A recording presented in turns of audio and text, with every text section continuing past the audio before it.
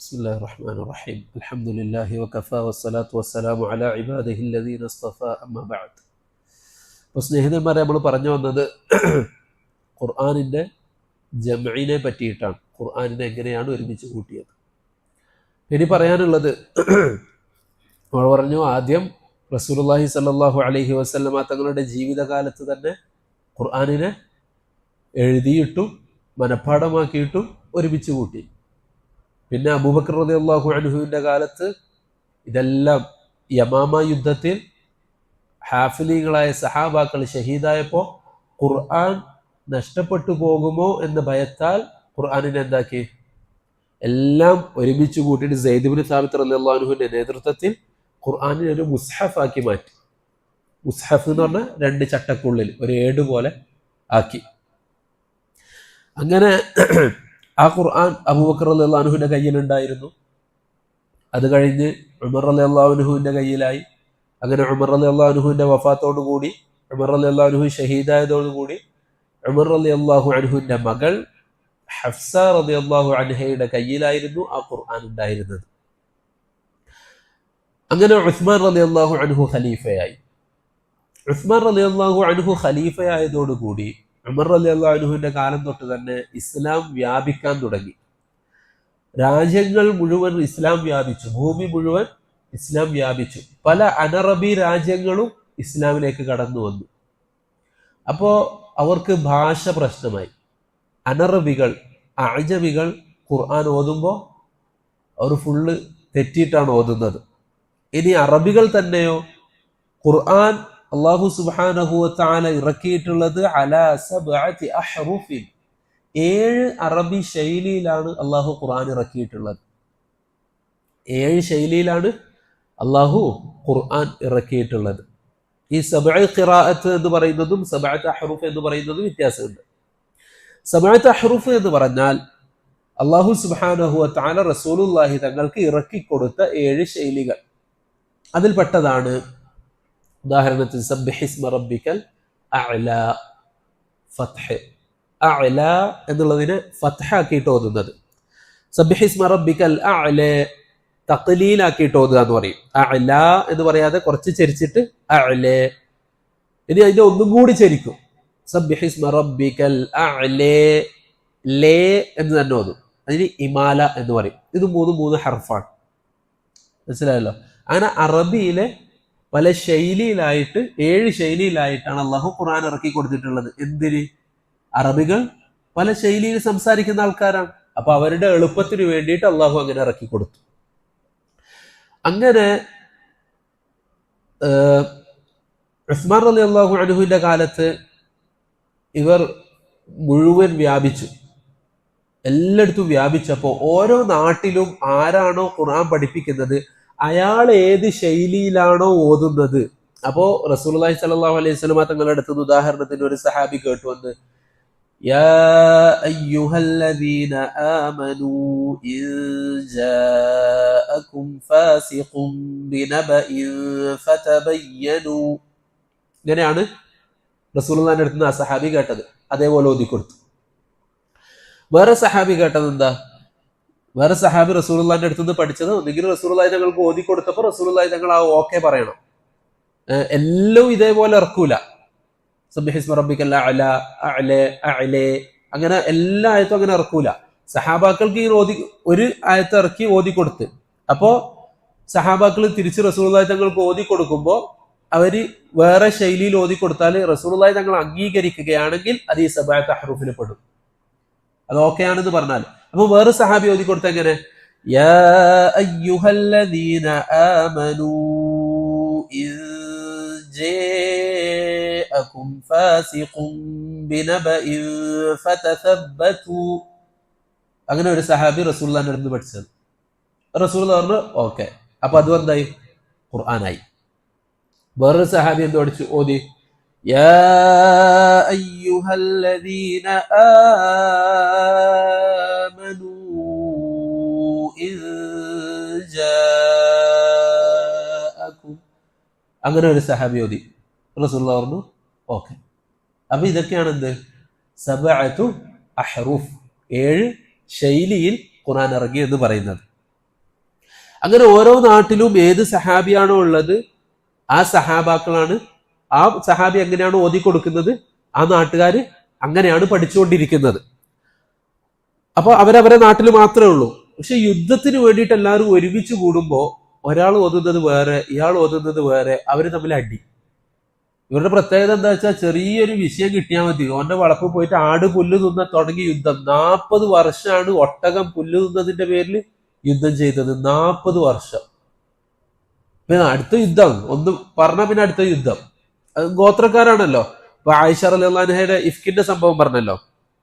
അപ്പോ സഹാബാക്കളെല്ലാം വിളിച്ചിട്ട് റസൂലുള്ളാഹി ഞങ്ങൾ ഇങ്ങനെ അഭിപ്രായം ചോദിച്ചു, ഇങ്ങനെ ഒരു സംഭവം നടക്കുന്നുണ്ട്, എന്താ? അപ്പോ ഖസ്റജ് ഗോത്രത്തിലുള്ള സഅദ് റളിയല്ലാഹു അൻഹു, സഅദ് ബിന് രണ്ട് കൂടെ ഖസ്റജ് ഗോത്രത്തിലും മറ്റേതിലുള്ള രണ്ടാളെ പേരും സഅദ് എന്നാണ്. സഅദ് ബിന് മുആദ്, അങ്ങനെ രണ്ടുപേര്. ഒരാൾ അടിച്ചിട്ട് പറഞ്ഞു, റസൂൽ അയാൾ നമ്മളുടെ ഗോത്രത്തിൽ പെട്ടവനാണെങ്കിൽ അവനെ കൊല്ലൽ ഉറപ്പാണ്. ഇനി മറ്റേ ഗോത്രത്തിൽ പെട്ടവനാണെങ്കിലോ റസൂലുള്ളാഹി നിങ്ങളുടെ അനുവാദം ഉണ്ടെങ്കിൽ ഓനെ നമ്മൾ കൊല്ലും. ആരെ? Abdullahi bin Ubayy bin സുലൂൽ. അപ്പോ അദ്ദേഹം പറയുന്നത് ആ വ്യക്തി, അങ്ങനെ ആയിഷ ബീവിയെ പറ്റി, താങ്കളുടെ ഭാര്യയെ പറ്റി വ്യഭിചാരാരോപണം നടത്തുന്ന വ്യക്തി അവൻ നമ്മളുടെ ഗോത്രത്തിൽപ്പെട്ടവനാണെങ്കിൽ ഇപ്പോ ഓനെ കൊല്ലും. ഇനി മറ്റേതെങ്കിലും ഗോത്രത്തിൽപ്പെട്ടവനാണെങ്കിലോ നിങ്ങളുടെ അനുവാദം ഉണ്ടെങ്കിൽ അവന് നമ്മൾ കൊല്ലാൻ റെഡിയാണ്. സഹാബാക്കളോട് പറയുന്നത്, 2 ഗോത്രത്തിൽ നിന്നുള്ള സഹാബാക്കൾ അവിടെ ഇരിക്കുന്നുണ്ട്. അപ്പൊ മറ്റേ ഗോത്രത്തിലുള്ള ആൾ കഴിച്ചു പറഞ്ഞ്, അതെങ്ങനെയാ നീ കൊല്ല? അള്ളാഹുവാണ് സത്യം, നിനക്കോനെ കൊല്ലാൻ കഴിയൂല, കാരണം നമ്മളെ ഗോത്രത്തിൽപ്പെട്ടവനാണ്. ഇതാണ് അവരുടെ അവസ്ഥ. ഇത് ആ ഹദീസിൽ പറയുന്നുണ്ട്, അവന്റെ പഴയ ജാഹിലിയത്ത് പുറത്തു വന്നു.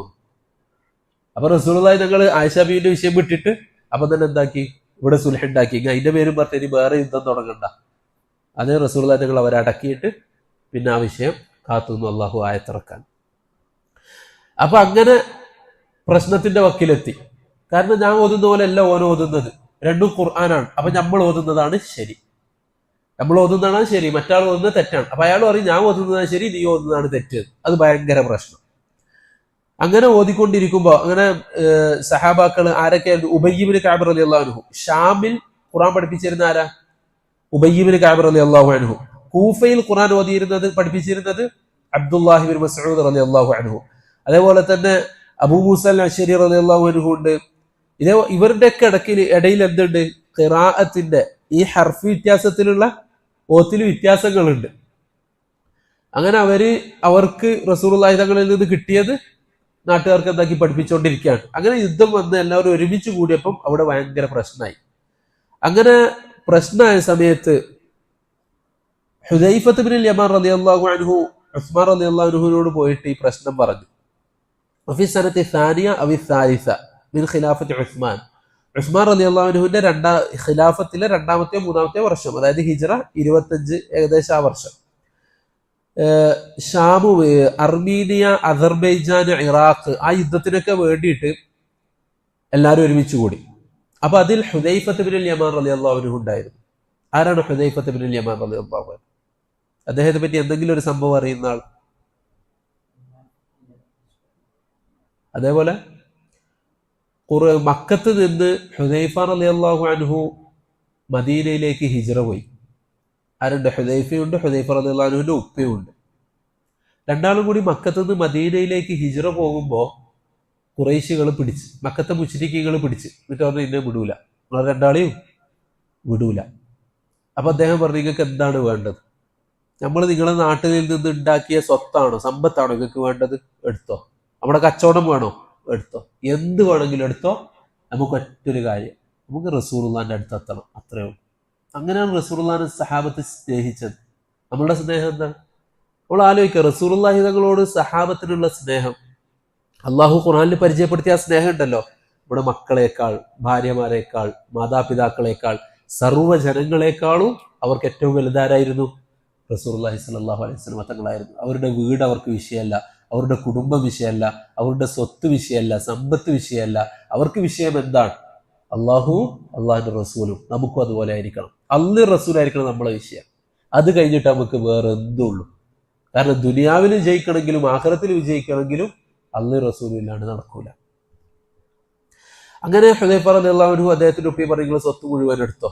അങ്ങനെ എല്ലാം കൊടുത്ത് അവസാനം അവര് പറഞ്ഞ് ഒരു നിബന്ധനയുണ്ട്, ഒരു ഷർത്തുണ്ട്. നമ്മൾ തമ്മിൽ ഒരു കരാർ വെക്കണം. നിങ്ങൾ ഇവിടുന്ന് പോയിട്ട് മുഹമ്മദിന്റെ കൂടെ നമുക്കെതിരെ യുദ്ധം ചെയ്യരുത്. മുഹമ്മദിന്റെ കൂടെ നമുക്കെതിരെ യുദ്ധം ചെയ്യരുത്. അവർ പറഞ്ഞു ഓക്കെ. മുശ്രിക്കീങ്ങൾ അവരെന്താ വിചാരിച്ചേ?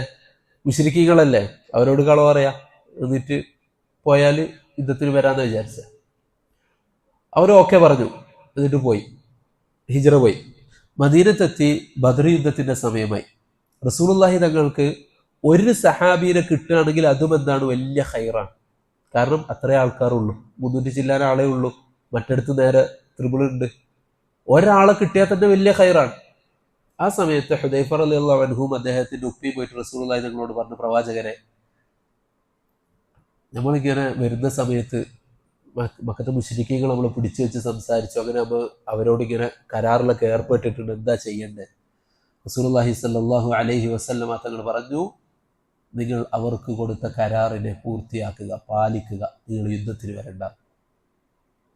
നിങ്ങൾ ചിന്തിക്കണം, കരാറ് എന്ന് പറഞ്ഞാൽ ഒരു ഉത്തരവാദിത്തം ഏറ്റെടുക്കുക എന്ന് പറഞ്ഞാൽ, ഒരാൾക്ക് വാക്ക് കൊടുക്കുക എന്ന് പറഞ്ഞാൽ അത്രയും വലിയ വിഷയമാണ്.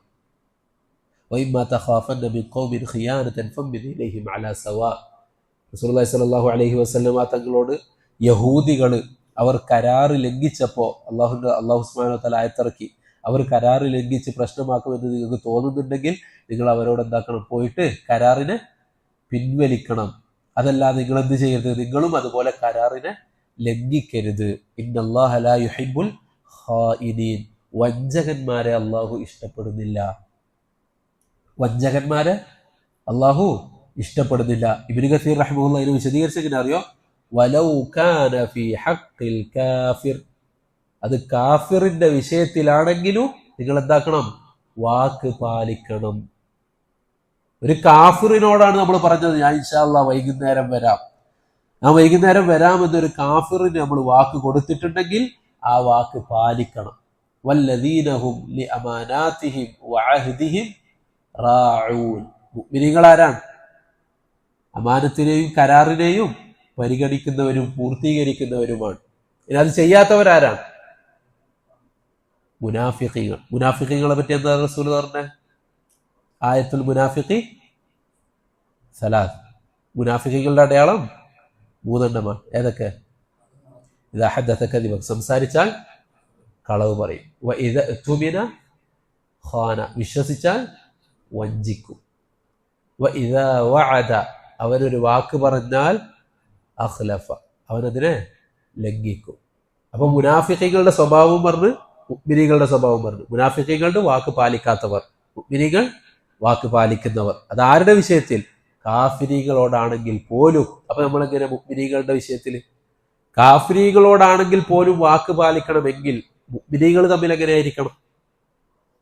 ചെറിയ വിഷയമാണെങ്കിലും, അതായത് ഓൻ പറഞ്ഞതാണെങ്കിൽ ചെയ്യും, അങ്ങനെ ഒരു ട്രസ്റ്റ് നമ്മളെ പറ്റി ഉണ്ടായിരിക്കണം. നമ്മളെ പറ്റി എന്നല്ല, ഒരു സലഫിയെ പറ്റി, ഒരു അഹ്ലുസുന്നയുടെ ഒരു വക്താവിനെ പറ്റി ബാക്കിയുള്ളവർ ചിന്തിക്കേണ്ട എന്താണെന്നറിയോ? അവൻ പറഞ്ഞതാണെങ്കിൽ അവൻ ചെയ്യും. അതുകൊണ്ട് ഓന്റെ വിഷയത്തിൽ ബേജാറാക്കണ്ട. ഓൻ വരുന്നു പറഞ്ഞിട്ടുണ്ടോ? ഓൻ വരും. ഓൻ ഇന്നത് ചെയ്ത് തരാന്ന് പറഞ്ഞിട്ടുണ്ടോ? ഓൻ ചെയ്യും. ഓൻ പറഞ്ഞു പറ്റിക്കൂലാരെ, അവനാണ് മുഅ്മിൻ. അവിടെയാണ് നമ്മളുടെ ഈമാൻ പൂർത്തിയാവുന്നത്. ഇല്ലെങ്കിൽ നമ്മുടെ ഈമാനിനെ നമ്മളൊന്ന് പരിശോധിക്കണം. അതായത് ഒരാളോട് ഒരു വാക്ക് പറഞ്ഞിട്ട് നമ്മൾ പൂർത്തീകരിക്കുന്നില്ലെങ്കിൽ, വരാന്ന് പറഞ്ഞിട്ട് വരുന്നില്ല, നമ്മൾ പറയാം ആ ഇൻഷാ അല്ലാഹ് അതിന്റെ വൈകുന്നേരം വിളിക്കാം, ഇല്ലെങ്കിൽ ഞാൻ നോക്കിയിട്ട് പറയാം എന്നൊക്കെ പറയലുണ്ടല്ലോ. അങ്ങനെയൊക്കെ പറയുമ്പോൾ നമ്മളത് നോക്കണം, അന്വേഷിക്കണം, എന്നിട്ട് വിളിച്ച് പറയണം. അവിടെയാണ് നമ്മളുടെ ഈമാൻ പൂർത്തിയാവുന്നത്. അതായത് മുഅ്മിൻ എന്ന് പറഞ്ഞാൽ വെറുതെ വായി തോന്നുന്നത് സംസാരിക്കുന്ന ആളല്ല. അവന്റെ സംസാരം എല്ലാം അവൻ ശ്രദ്ധിച്ച് പൂർണ്ണതയോടുകൂടിയായിരിക്കും എല്ലാ കാര്യങ്ങളും ചെയ്യുക.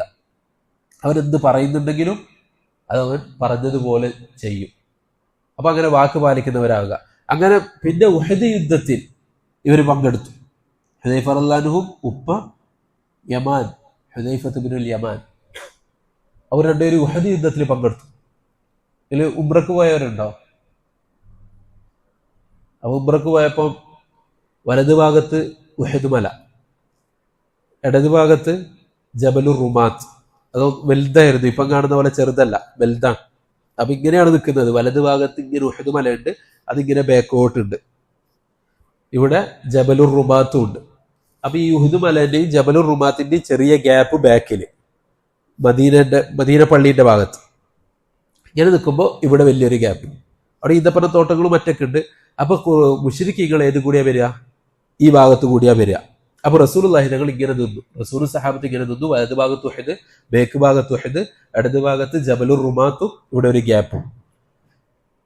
അപ്പൊ ഈ ഗ്യാപ്പിനെ കൂടി ശത്രുക്കൾ വരാൻ പറ്റൂല. അതിനെന്ത് ചെയ്യണം? ജബലുർ റുമാത്തിൽ 50ഓളം അമ്പെയ്ത്തുകാരെ റസൂലുള്ളാഹി ഞങ്ങൾ നിർത്തിച്ചു. എന്നിട്ട് ആ സഹാബിനോട് പറഞ്ഞെന്താ അറിയോ? അമീറാക്കിയ സഹാബിനോട് പറഞ്ഞു, നമ്മള് യുദ്ധത്തിൽ പരാജയപ്പെടുകയും നമ്മളുടെ ശരീരം കഴുകന്മാര് വന്ന് കൊത്തി വലിക്കുന്നത് കണ്ടാലും നിങ്ങൾ എന്താക്കരുത്? അവിടെ നിന്ന് ഇറങ്ങരുത്, ആ മലം വന്ന് ഇറങ്ങരുത്. പക്ഷെ കുറേശികൾ വന്ന ഉടനെ അവർ പരാജയപ്പെട്ടിട്ട് ഓടി. കാരണം വേറൊരു മാർഗവും ഇല്ല അവർക്ക് വലതുഭാഗത്തുനിന്ന് വരാൻ പറ്റൂല, ബാക്കിൽ നിന്നും വരാൻ പറ്റൂല, ലെഫ്റ്റിൽ നിന്നും വരാൻ പറ്റൂല, ഫ്രണ്ടിൽ നിന്ന് മാത്രം. ഇവിടെ ആണെങ്കിൽ എല്ലാവരും റെഡി ആയി നിൽക്കുക. അവര് വന്നു, നേരെ തിരിച്ചു ഓടി സഹാബാക്കള്. അപ്പോൾ മലമ്പലുണ്ടായിരുന്ന ജബലുർ റുമാത്ത് അമ്പെയ്ത്തുകാരായ സഹാബാക്കൾ എന്താക്കി? താഴോട്ടേക്ക് ഇറങ്ങി. കുറേ പ്രാവശ്യം പറഞ്ഞു ഇദ്ദേഹം ഇറങ്ങരുത്, റസൂലുള്ളാഹി തങ്ങൾ ഇറങ്ങരുത് എന്ന് പറഞ്ഞിട്ടുണ്ട്, അതുകൊണ്ട് ഇറങ്ങരുത്. പക്ഷെ അവർ കേട്ടിട്ടില്ല, അവർ പെട്ടെന്ന് ഇറങ്ങി. ഖാലിദ് ഇബ്നു വലീദ് റളിയല്ലാഹു അൻഹു എന്താക്കി? അപ്പൊ ഇതിൽ 3 സംഘമായിട്ടാണ് ഇവർ വരുന്നത്. 3 നേതാവിന്റെ കീഴിലായിട്ടാണ് വരുന്നത്.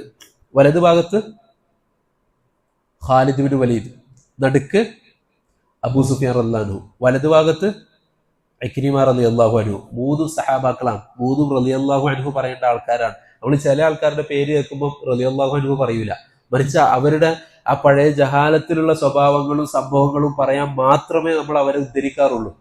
അതുകൊണ്ട് അവരുടെ പേര് കേൾക്കുമ്പോൾ റളിയല്ലാഹു അൻഹു പറയൂല. ഉദാഹരണത്തിന് വഹ്ശി റളിയല്ലാഹു അൻഹു സഹാബിയാണ്, അള്ളാഹു എല്ലാം പുറത്തു കൊടുത്തിട്ടുണ്ട്. പക്ഷെ അദ്ദേഹത്തിന്റെ ജാഹിലിയത്തിലുള്ള പല സംഭവങ്ങളും ഉദ്ധരിക്കാൻ മാത്രമേ നമ്മൾ അദ്ദേഹത്തിന്റെ പേര് പറയാറുള്ളൂ. ഇക്രിമ റളിയല്ലാഹു അൻഹു അദ്ദേഹത്തിന്റെ ജാഹിലിയത്തിലുള്ള സംഭവങ്ങൾ ഉദ്ധരിക്കാൻ മാത്രമേ പറയാറുള്ളൂ. പക്ഷെ അവരുടെ പേര് പറയുമ്പോൾ ആരും എന്ത് പറയൂല? റളിയല്ലാഹു അൻഹു പറയൂല, വെറും പേര് പറഞ്ഞു ഒഴിവാക്കും. അവരൊക്കെ സഹാബാക്കളാണ്. അപ്പോൾ വലതുഭാഗത്ത് ഖാലിദ് ഇബ്നു വലീദ് റളിയല്ലാഹു അൻഹു, നടുക്ക് അബൂ സുഫിയാൻ റളിയല്ലാഹു അൻഹു, ഇപ്പുറത്ത് അബൂ സുഫിയാൻ റളിയല്ലാഹു അൻഹു, ലെഫ്റ്റ് സൈഡിൽ ഇക്രിമ റളിയല്ലാഹു അൻഹു. അവര് 3 ഇങ്ങനെ സംഘമായിട്ടാണ് വന്നത്. അവര് തിരിച്ചു പോയപ്പോൾ ഖാലിദ് വലീദ് റളിയല്ലാഹു അൻഹു അവിടെ നിന്ന്. അദ്ദേഹത്തിന്റെ യുദ്ധതന്ത്രങ്ങൾ അറിയാലോ. ഖാലിദ് ഇല്ലെങ്കിൽ യുദ്ധം ജയിക്കൂല എന്നുള്ളൊരു അവസ്ഥ വരെ എത്തിയിട്ടുണ്ട്. അപ്പോഴാണ് ഉമർ റളിയല്ലാഹു അൻഹു നേതാവിനെ മാറ്റിയത്. ഖാലിദ് ഉണ്ടോ യുദ്ധത്തിൽ? നമ്മൾ ജയിച്ചു, വേറെ ടെൻഷൻ ഇല്ല. തവക്കുല് മാറി, ഖാലിദ് റളിയല്ലാഹു അൻഹുവിലേക്ക് തവക്കുല് ചെയ്യേണ്ട അവസ്ഥ എത്തി. അപ്പൊ ഉമർ റളിയല്ലാഹു അൻഹു വേഗം എന്താക്കി? നേതാവിനെ മാറ്റി. അപ്പോ ഖാലിദ് വലീദ് റളിയല്ലാഹു അൻഹു ആ സംഘത്തെയും കൂട്ടിയിട്ട് അവിടെ നിന്ന് പോയിട്ടില്ല, തിരിച്ചു പോയിട്ടില്ല. ഉമർക്ക് ഉറപ്പാണ് എന്ത്? ഇവര് താഴോട്ടേക്ക് ഇറങ്ങും. ഇറങ്ങിയ ഉടനെ ഖാലിദ് റളിയല്ലാഹു അൻഹു ആ മലേന്റെ ബാക്ക് കൂടി വന്നു. അവരിൽ ഇവിടെ ഒരു ഗ്യാപ്പ് ഉണ്ട് എന്ന് പറഞ്ഞില്ലേ, ആ ഗ്യാപ്പ് കൂടി വന്നു. അങ്ങനെ മുസ്ലിമീങ്ങൾ അങ്ങോട്ട് നോക്കി നിൽക്കുമ്പോൾ അവരുടെ ബാക്കിലൂടെയാണ് ഖാലിദ് വലീദ് റളിയല്ലാഹു അൻഹു സംഘവും വരുന്നത്. ആകെ മിക്സായി, ആർക്കും ഒന്നും തിരിയുന്നില്ല. ഒരു കൂട്ടർ പറയുന്നു റസൂലുള്ള വഫാത്തായി, റസൂലുള്ള ഷഹീദായി, റസൂലുള്ളാഹിനെ കൊന്ന്. അബൂ സുഫിയാൻ റളിയല്ലാഹു അൻഹു പറയാ, ഇവിടെ റസൂൽ എവിടെ പോയി, മരിച്ചില്ലേ? അങ്ങനെ ആകെ പ്രശ്നം, ആർക്കും ഒന്നും തിരിയുന്നില്ല. സഹാബാക്കൾക്ക് എന്താ ചെയ്യേണ്ടതെന്ന് തിരിയുന്നില്ല. ഇങ്ങനത്തെ ഒരു അവസ്ഥ വരാനുള്ള കാരണം എന്താ? റസൂലുള്ളാഹിനോടുള്ള അനുസരണക്കേട്. റസൂലുള്ളാഹിനോട് അനുസരണക്കേട് കാണിക്കുന്ന ഒരു സമൂഹം ഒരു കാരണവശാലും വിജയിക്കൂല.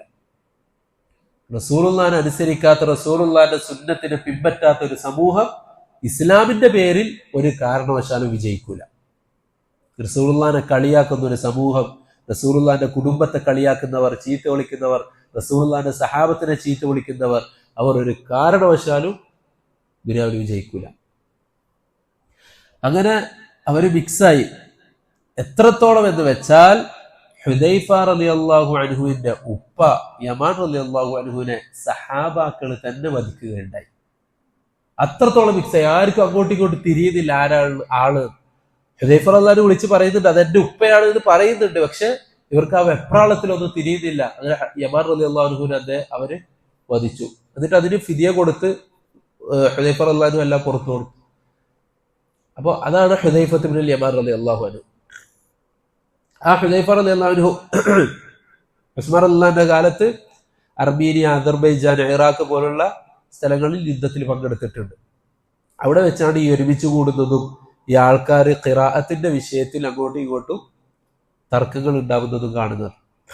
അദ്ദേഹം ഉസ്മാൻ റളിയല്ലാഹു അൻഹുവിനോട് പറഞ്ഞു, ففزع إلى عثمان وأخبره بالذي رأى وقال له أدرك الناس قبل أن يختلفوا في كتابهم الذي هو أصل الشريعة. أدرك الناس, നിങ്ങൾ ജനങ്ങളെ പെട്ടെന്നൊന്ന് ഒരുമിച്ച് കൂട്ടണം, ജനങ്ങളുടെ അവസ്ഥ ഒന്ന് നിങ്ങൾ അറിയണം പെട്ടെന്ന്.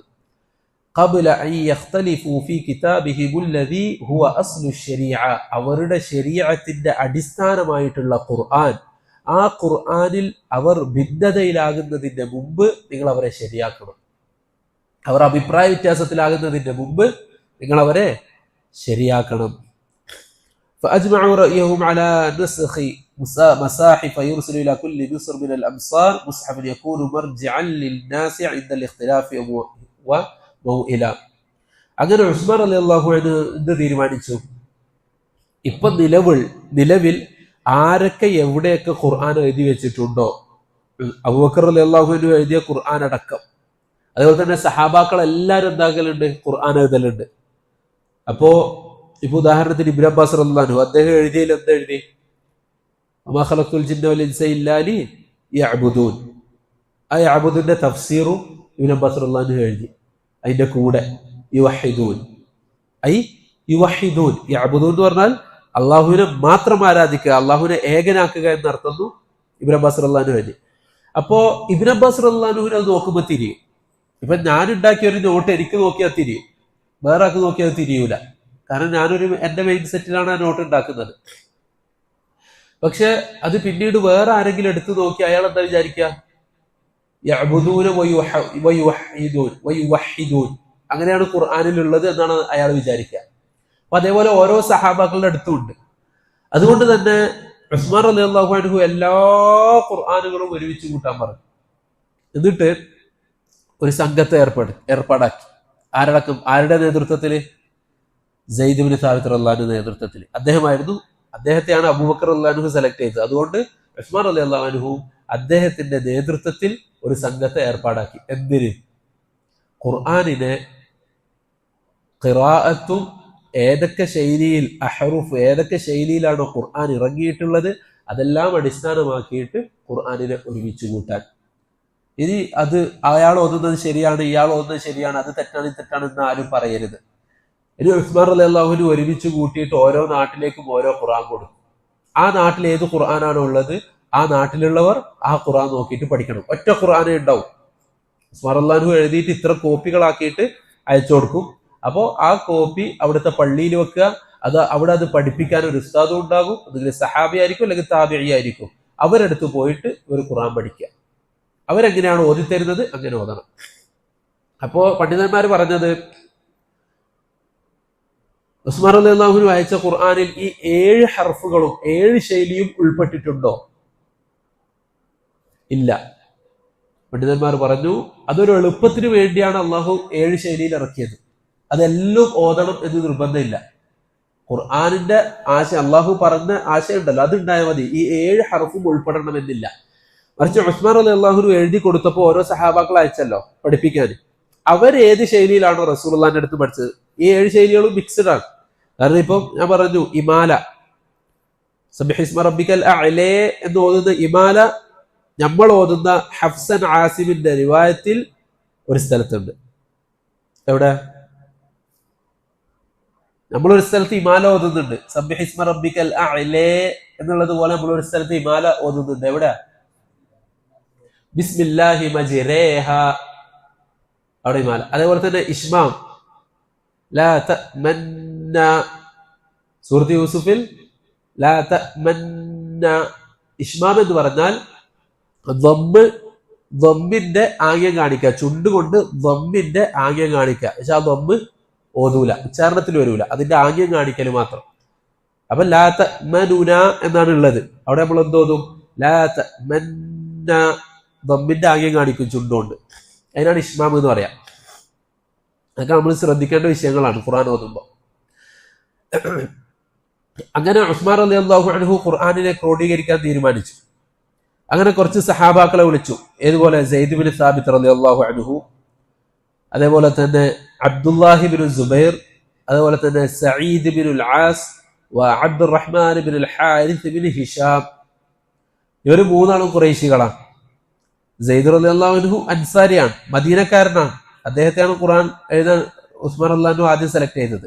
പിന്നെ 3 ഖുറൈശികളെയും. ഖുറൈശികൾ ആരൊക്കെ?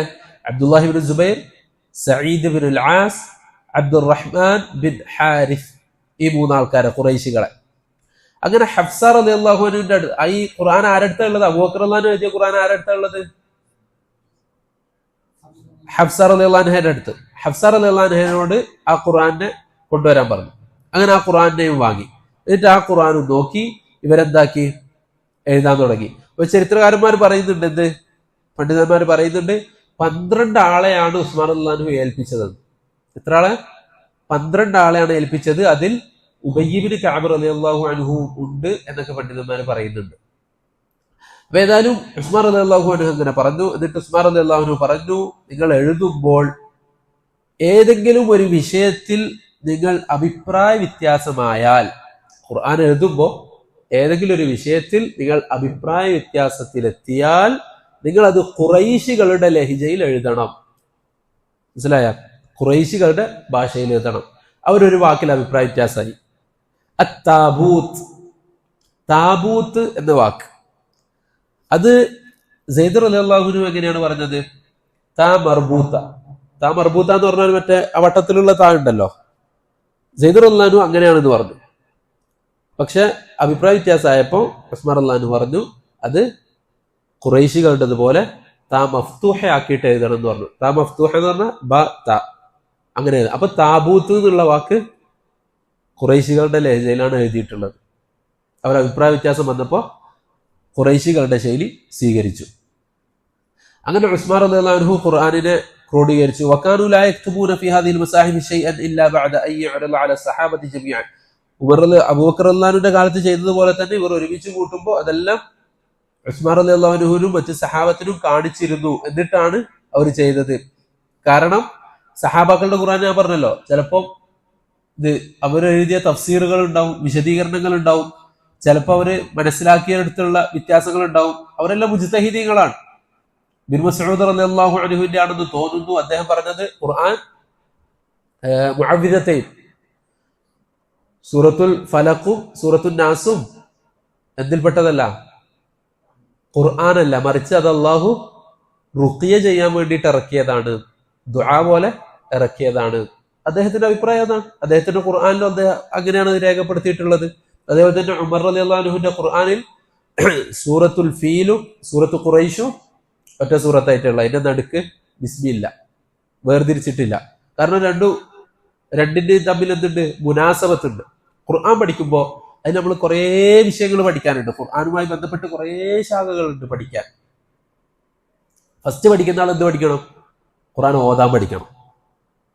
ഖുർആന് ഓതാൻ പഠിക്കണം. തജ്വീദ്, ഇൽമു തജ്വീദ് പഠിക്കണം. അഖലും മഖാരിജ് വേറെ, സിഫാത്തുകൾ വേറെ, അങ്ങനെ വിശാലമായിട്ട് കിടക്കാണ് അത്.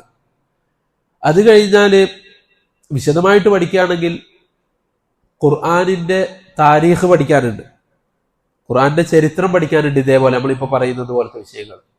അടുത്തത് ഖുർആൻ എഴുതിയ ശൈലി പഠിക്കാനുണ്ട്. റസ്മുൽ മുസ്ഹഫ് എന്ന് പറയും. മുസ്ഹഫിന്റെ റസ്മ് എന്ന് പറഞ്ഞാൽ ഖത്ത്, ഖുർആൻ എഴുതാൻ ഉപയോഗിച്ച ഖത്ത് ഏതാണ്, ഏത് ഖത്തിലാണ് ഖുർആൻ എഴുതിയിട്ടുള്ളത്. അപ്പോ ഖുർആൻ ഇപ്പോ എങ്ങനെയാണോ എഴുതിയിട്ടുള്ളത്, ഉസ്മാൻ റളിയല്ലാഹു അൻഹു എങ്ങനെയാണോ എഴുതാൻ പറഞ്ഞത് അതേപോലെ നമുക്ക് എഴുതാൻ പറ്റും. ഇപ്പൊ ഉള്ള അറബി ഭാഷയുടെ എഴുത്തുണ്ടല്ലോ, അതുപോലെ എഴുതരുത്. അതെങ്ങനെയാണ്? അത് അങ്ങനെ പറഞ്ഞാൽ, അതായത് ഉസ്മാൻ റളിയല്ലാഹു അൻഹു, അതായത് ആ ശൈലിയാണോ, അതായത് അവരുടെ ആ കയ്യക്ഷരല്ല ഉദ്ദേശിക്കുന്നത്. റസ്മുൽ മുസ്ഹഫ് എന്ന് പറഞ്ഞാല് കയ്യക്ഷരല്ല, പിന്നെന്താണ്? അവരെഴുതിയ ശൈലി, ഹർഫുകൾ, അലിഫും വാവും യാവും. ചിലടത്ത് അലിഫ് എക്സ്ട്രാ ഇട്ടിട്ടുണ്ടാവും. അവിടെ നമ്മൾ ഖുർആന എഴുതുന്നെങ്കിൽ അവിടെ അലിഫ് ഇടണം.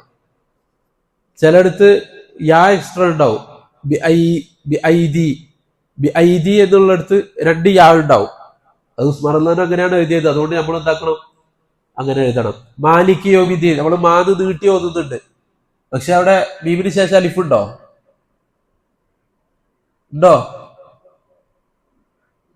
ഇല്ലേ?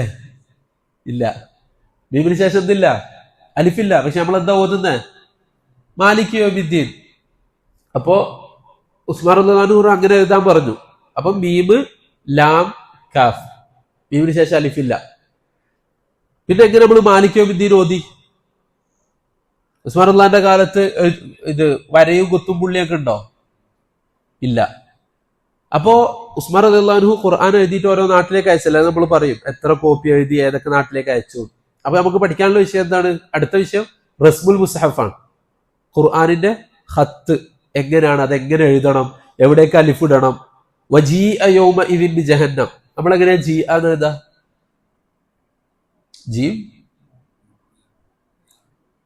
ജീമേറ്റ് എന്താ അക്ഷരം? ജീഅ എന്ന് എഴുതുന്നുണ്ടെങ്കിൽ യാ.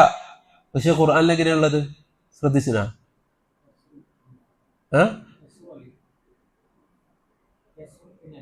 അലിഫ്. ജീമിന് ശേഷം എന്തുണ്ട്? ഒരു അലിഫ് ഉണ്ട് അവിടെ. പക്ഷെ അത് ഓതണോ? വേണ്ട. പണ്ഡിതന്മാർ പറഞ്ഞു വജീഅ യൗമഇദിൻ ബിജഹന്നം, ആ നരകത്തെ കൊണ്ടുവരുന്ന ആ അവസ്ഥ ഉണ്ടല്ലോ, അത് സാധാരണ നമ്മൾ എന്തെങ്കിലും കൊണ്ടുവരുന്ന അവസ്ഥയല്ല എന്നറിയിക്കാൻ വേണ്ടിയിട്ടാണ് അവിടെ അലിഫ് ഇട്ടത്. സാധാരണ നമ്മൾ ജി എഴുതുമ്പോൾ അലിഫ് ഇടൂലല്ലോ, യാ ഇട്ടില്ലല്ലോ എഴുതാ. അപ്പൊ അതേപോലത്തെ ഒരു സാധാരണ അവസ്ഥയിലല്ല ആ നരകത്തെ വലിച്ചു കൊണ്ടുവരുന്ന അവസ്ഥ. അതുകൊണ്ട് അത് അപ്പൊ എന്താക്കി, ജീവിന് ശേഷം അലിഫ് ഇട്ടിട്ട് പിന്നെ യാ. അപ്പോ അവിടെ എക്സ്ട്രാ ഒരു അലിഫ് വന്നല്ലോ, അതുപോലെ ഒരു ഭയാനകമായ ഒരു അവസ്ഥയിലായിരിക്കും നരകത്തെ വലിച്ചു കൊണ്ടുവരപ്പെടുക. അതിന്റെ ആ അവസ്ഥ അറിയിക്കാൻ വേണ്ടിയിട്ടാണ് ജീവിന് ശേഷം അലിഫ് ഇട്ടത് എന്ന് പറഞ്ഞു. ചില പണ്ഡിതന്മാർ അതിനങ്ങനെ വിശദീകരിച്ചു. അപ്പോൾ അതാണ് റസ്മ്. പിന്നെ ഒന്നുള്ളത് എന്താ? അദ്ദുൽ ആയി എന്ന് പറയും, ആയത്തിന്റെ എണ്ണം. സൂറത്ത് ഫാത്തിഹയിൽ എത്ര ആയത്തുണ്ട്? സൂറത്ത് ഫാത്തിഹയിൽ എത്ര ആയത്തുണ്ട്?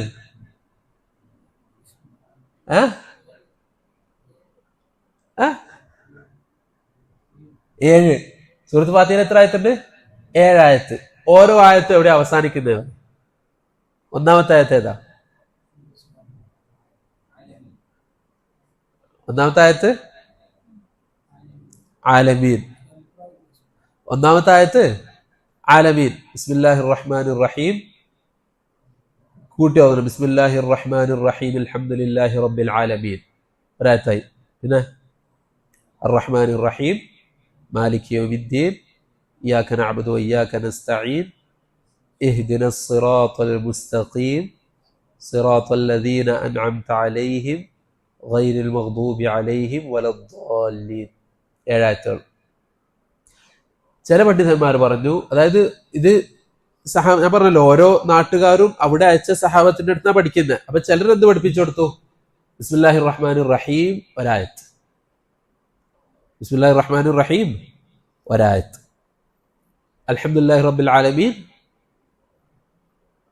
രണ്ടാമത്തെ ആയത്ത്, അർ റഹ്മാൻ റഹീം മാലിക് യൗമിദ്ദീൻ ഇയ്യാക നഅ്ബുദു വഇയ്യാക നസ്തഈൻ ഇഹ്ദിനസ് സിറാത്തൽ മുസ്തഖീം സിറാത്തൽ ലദീന അൻഅംത അലൈഹിം ഗൈറിൽ മഗ്ദൂബി അലൈഹിം വലദ്ദാലിൻ. ആമീൻ. മനസ്സിലായോ? അപ്പൊ ആയത്ത് എന്തായി? ആയത്ത് 7ആണുള്ളത്, പക്ഷെ ആയത്തിന് നിർത്തുന്ന സ്ഥലം മാറി. അപ്പം ബിസ്മില്ലാഹിർ റഹ്മാനിർ റഹീം എന്ന് ആയത്തായിട്ട് ഓതിയവർക്ക് ഇവിടെ വെറും വഖഫ് മാത്രമേ ഉണ്ടാവൂ, ആയത്ത് അവസാനിക്കൂല. അപ്പൊ ബിസ്മില്ലാഹിർ റഹ്മാനിർ റഹീം ആയത്താക്കാതെ കൂട്ടി ഓതിയവർക്ക് ഇവിടെ എന്തുണ്ടാവും? ആയത്ത് അവസാനിക്കുന്നുണ്ടാവും. അപ്പൊ ഇങ്ങനെ ഒരു വ്യത്യാസമുണ്ട് അബ്ദുല്ലാഹി എന്ന് പറയുന്ന പഠിക്കുന്നതിൽ, ഇങ്ങനെ ഒരു വ്യത്യാസം. രണ്ടാമത്തെ വ്യത്യാസം എന്താ വെച്ചാല് ആയത്തിന്റെ എണ്ണം തന്നെ കൂടും. ചിലർക്ക് 40 ആയത്തും ചിലർക്ക് 42 ആയത്തും ഉണ്ടാവും. തഫ്സീറുകൾ പരിശോധിക്കുമ്പോൾ, തഫ്സീർ തൊബരിയൊക്കെ പരിശോധിക്കുമ്പോൾ നമുക്ക് കാണാൻ കഴിയുന്നത്, ചില സൂറത്തുകൾ പറയുമ്പോൾ ഇതിൽ കൂഫക്കാർക്ക് ഇത്ര ആയത്ത്, മറ്റുള്ളവർക്ക് ഇത്ര ആയത്ത്. ആയത്തിന്റെ എണ്ണം, അതായത് ഇപ്പോ സൂറത്ത് ഫാത്തിഹയിൽ 7 ആയത്ത് 2 കൂട്ടർക്കും പറഞ്ഞത്, ഇനി ഒരു 8 ആയത്ത് എന്ന് പറയുന്നുണ്ടെങ്കിൽ അവർക്ക് ഒരായത്ത് കൂടുതൽ ഇവർക്കില്ലാത്ത ഒരായത്ത് അവർക്കുണ്ടോ? അങ്ങനെ കൂടുന്നുണ്ടോ?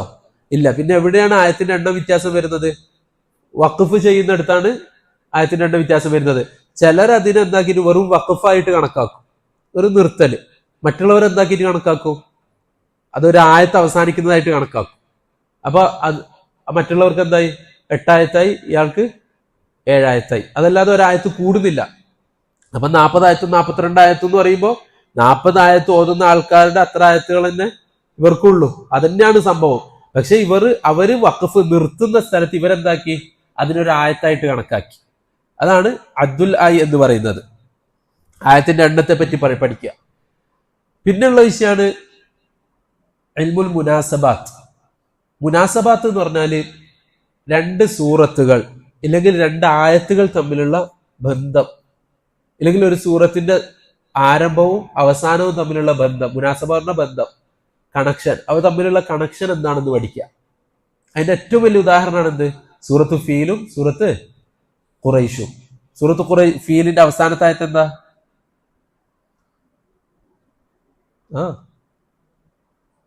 സൂറത്ത് ഫീലിന്റെ അവസാനത്തെ ആയത്ത് ഫജഅലഹും കഅസ്ഫിൻ മഅ്കൂൽ. അള്ളാഹു അബ്രഹത്തിനെയും സംഘത്തെയും എന്താക്കി? ചവച്ചരച്ച വൈക്കോൽ പുല്ല് പോലെ ആക്കി മാറ്റി. എന്തിന്? എന്തിന്? ലിഈലാഫി ഖുറൈശ്, ഖുറൈശികളെ തമ്മിൽ ഇണക്കാൻ വേണ്ടിയിട്ട്. ഇവിടെ അബ്രഹത്ത് വന്ന് കഅബ പൊളിച്ചിരുന്നെങ്കിൽ ഇവര് തമ്മിലും അതേപോലെ പ്രശ്നം ഉണ്ടായിരുന്നേനെ. പക്ഷെ ഖുറൈശികളെ തമ്മിൽ ഇണക്കാൻ വേണ്ടിയിട്ട്, അവരുടെ യാത്രകൾ സുഗമമാക്കാൻ വേണ്ടിയിട്ട്, ഇനി ഖുറൈശികൾ തന്നെ യുദ്ധം ചെയ്തിട്ട് ഇവരെ തിരിച്ചയക്കുകയാണെങ്കിലും അവരുടെ ശൈത്യകാലത്തും അതേപോലെ തന്നെ ചൂടുകാലത്തും തണുപ്പ് കാലത്തുള്ള അവരുടെ യാത്രകൾക്കും ഇവരൊരു പ്രയാസമായി മാറിയേനെ. ഒരു ചൂടുകാലത്തേക്ക് ഒരു നാട്ടിലേക്കും തണുപ്പ് കാലത്ത് ഒരു നാട്ടിലേക്കുമാണ് കച്ചവടത്തിന് വേണ്ടി യാത്ര ചെയ്യുക. അതൊക്കെ ഒരു പ്രശ്നമായി മാറും. റിഹ്ലത ശിതാഇ വസ്സൈഫ്, ശിതായിലും സൈഫിലുമുള്ള അവരുടെ യാത്ര, അതെല്ലാം സുഗമമാക്കാൻ വേണ്ടിയിട്ടാണ് അള്ളാഹു എന്താക്കിയത്? മുമ്പത്തെ സൂറത്തിൽ പറഞ്ഞ അബ്രഹത്തിനെയും കൂട്ടരെയും അള്ളാഹു നശിപ്പിച്ചത്. അപ്പൊ അതിനാണ് ഇൽമുൽ മുനാസബാത്ത് എന്ന് പറയും. ഈ രണ്ടുകൾ സൂറത്തുകൾ തമ്മിലുള്ള ബന്ധം, കണക്ഷൻ എന്താണെന്ന് പഠിക്കാം. എന്നിട്ട് അള്ളാഹ് എന്താ പറയുന്നത്? അതിനുശേഷം അള്ളാഹ് എന്താ പറയുന്നത്? ഫല്യഅ്ബുദുല്ലാഹ്, അതുകൊണ്ട് നിങ്ങൾ അള്ളാഹുവിനെ മാത്രം ഇബാദത്ത് ചെയ്യണം എന്നാണോ പറയുന്നത്? ഫല്യഅ്ബുദുല്ലാഹ് എന്ന് പറഞ്ഞിട്ടില്ലല്ലോ. ഫല്യഅ്ബുദു റബ്ബ ഹാദൽ ബൈത്ത്, അതുകൊണ്ട് ഈ കഅബയുടെ റബ്ബായ അള്ളാഹുവിനെ നിങ്ങൾ ഇബാദത്ത് ചെയ്യണം. അതിന് അവിടെ കഅബയുടെ റബ്ബായ അള്ളാഹു എന്ന് പറഞ്ഞത് അവിടെ ആ സൂറത്തിൽ അതുമായി ബന്ധപ്പെട്ട് വേറെ എന്തെങ്കിലും വിഷയം ഉണ്ടോ? സൂറത്ത് ഖുറൈശിൽ കഅബയുമായി ബന്ധപ്പെട്ടിട്ട് എന്തെങ്കിലും വിഷയം ഉണ്ടോ? ഇല്ല. പക്ഷെ ആ വിഷയം ഏത് സൂറത്തിലുണ്ട്?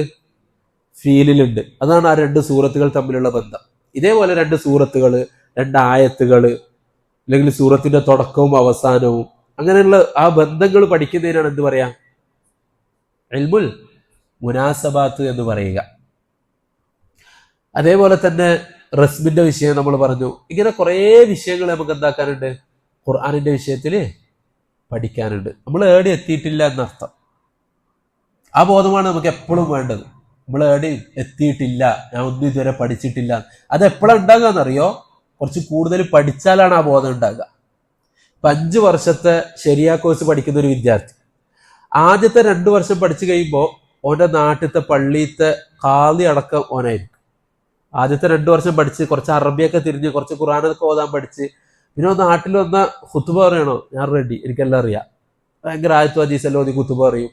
ക്ലാസ് ഞാൻ റെഡി. ആർക്കെങ്കിലും എന്തെങ്കിലും സംശയം ഉണ്ടോ? അപ്പോ എൻ്റെ വക ഫത്വ എല്ലാം ഓനായിരിക്കും ആദ്യത്തെ 2 വർഷം കഴിയുമ്പോൾ. 3-ാമത്തെ വർഷം കഴിയില്ലെങ്കിൽ 4-ാമത്തെ വർഷം കഴിയുമ്പോൾ എനിക്ക് തോന്നും കുറേ പഠിക്കാനുണ്ട്, അതിന് കുറേ പഠിക്കാനുണ്ട്. കാരണം ഈ 2 വർഷം പഠിച്ച കാര്യങ്ങളെല്ലാം 3-ാമത്തെ വർഷം പഠിച്ചത്. ഒരേ വിഷയമാണെങ്കിലും അതിൽ ഇങ്ങനെ ഒരു അഭിപ്രായം ഉണ്ടെന്നൊക്കെയാണ് പറയുന്നത്. അപ്പൊ അതേപോലെ വേറെ അഭിപ്രായങ്ങൾ ഉണ്ടാകാൻ സാധ്യത ഉണ്ടല്ലോ. അപ്പൊ ഞാൻ എങ്ങനെ ഒറ്റയടിക്ക് ഒരാൾ എന്തെങ്കിലും ചോദിക്കുമ്പോൾ അതിങ്ങനെയാണ് എന്തെങ്ങനെയാ ഞാൻ പറയാ? അതിനെതിരെ വേറെ പണ്ഡിതന്മാർ എന്തെങ്കിലും ഫത്വ പറഞ്ഞിട്ടുണ്ടെങ്കിലോ? അങ്ങനെയൊക്കെ ചിന്തിക്കാൻ തുടങ്ങും. അപ്പൊ എനിക്ക് കുറെ പഠിക്കാനുണ്ട്. ഓൻ 5 വർഷത്തെ കോഴ്സ് കഴിഞ്ഞ് ഇറങ്ങുമ്പോൾ ഓന്റെ മനസ്സിലെന്താ ഉണ്ടാകുക? ഞാൻ ഒന്നും പഠിച്ചിട്ടില്ല, ഞാൻ ഏടി എത്തിയിട്ടില്ല, ഞാൻ പഠിക്കാൻ കിടക്കുന്നത്ര, ഞാൻ പഠിക്കാൻ തുടങ്ങണത്ര.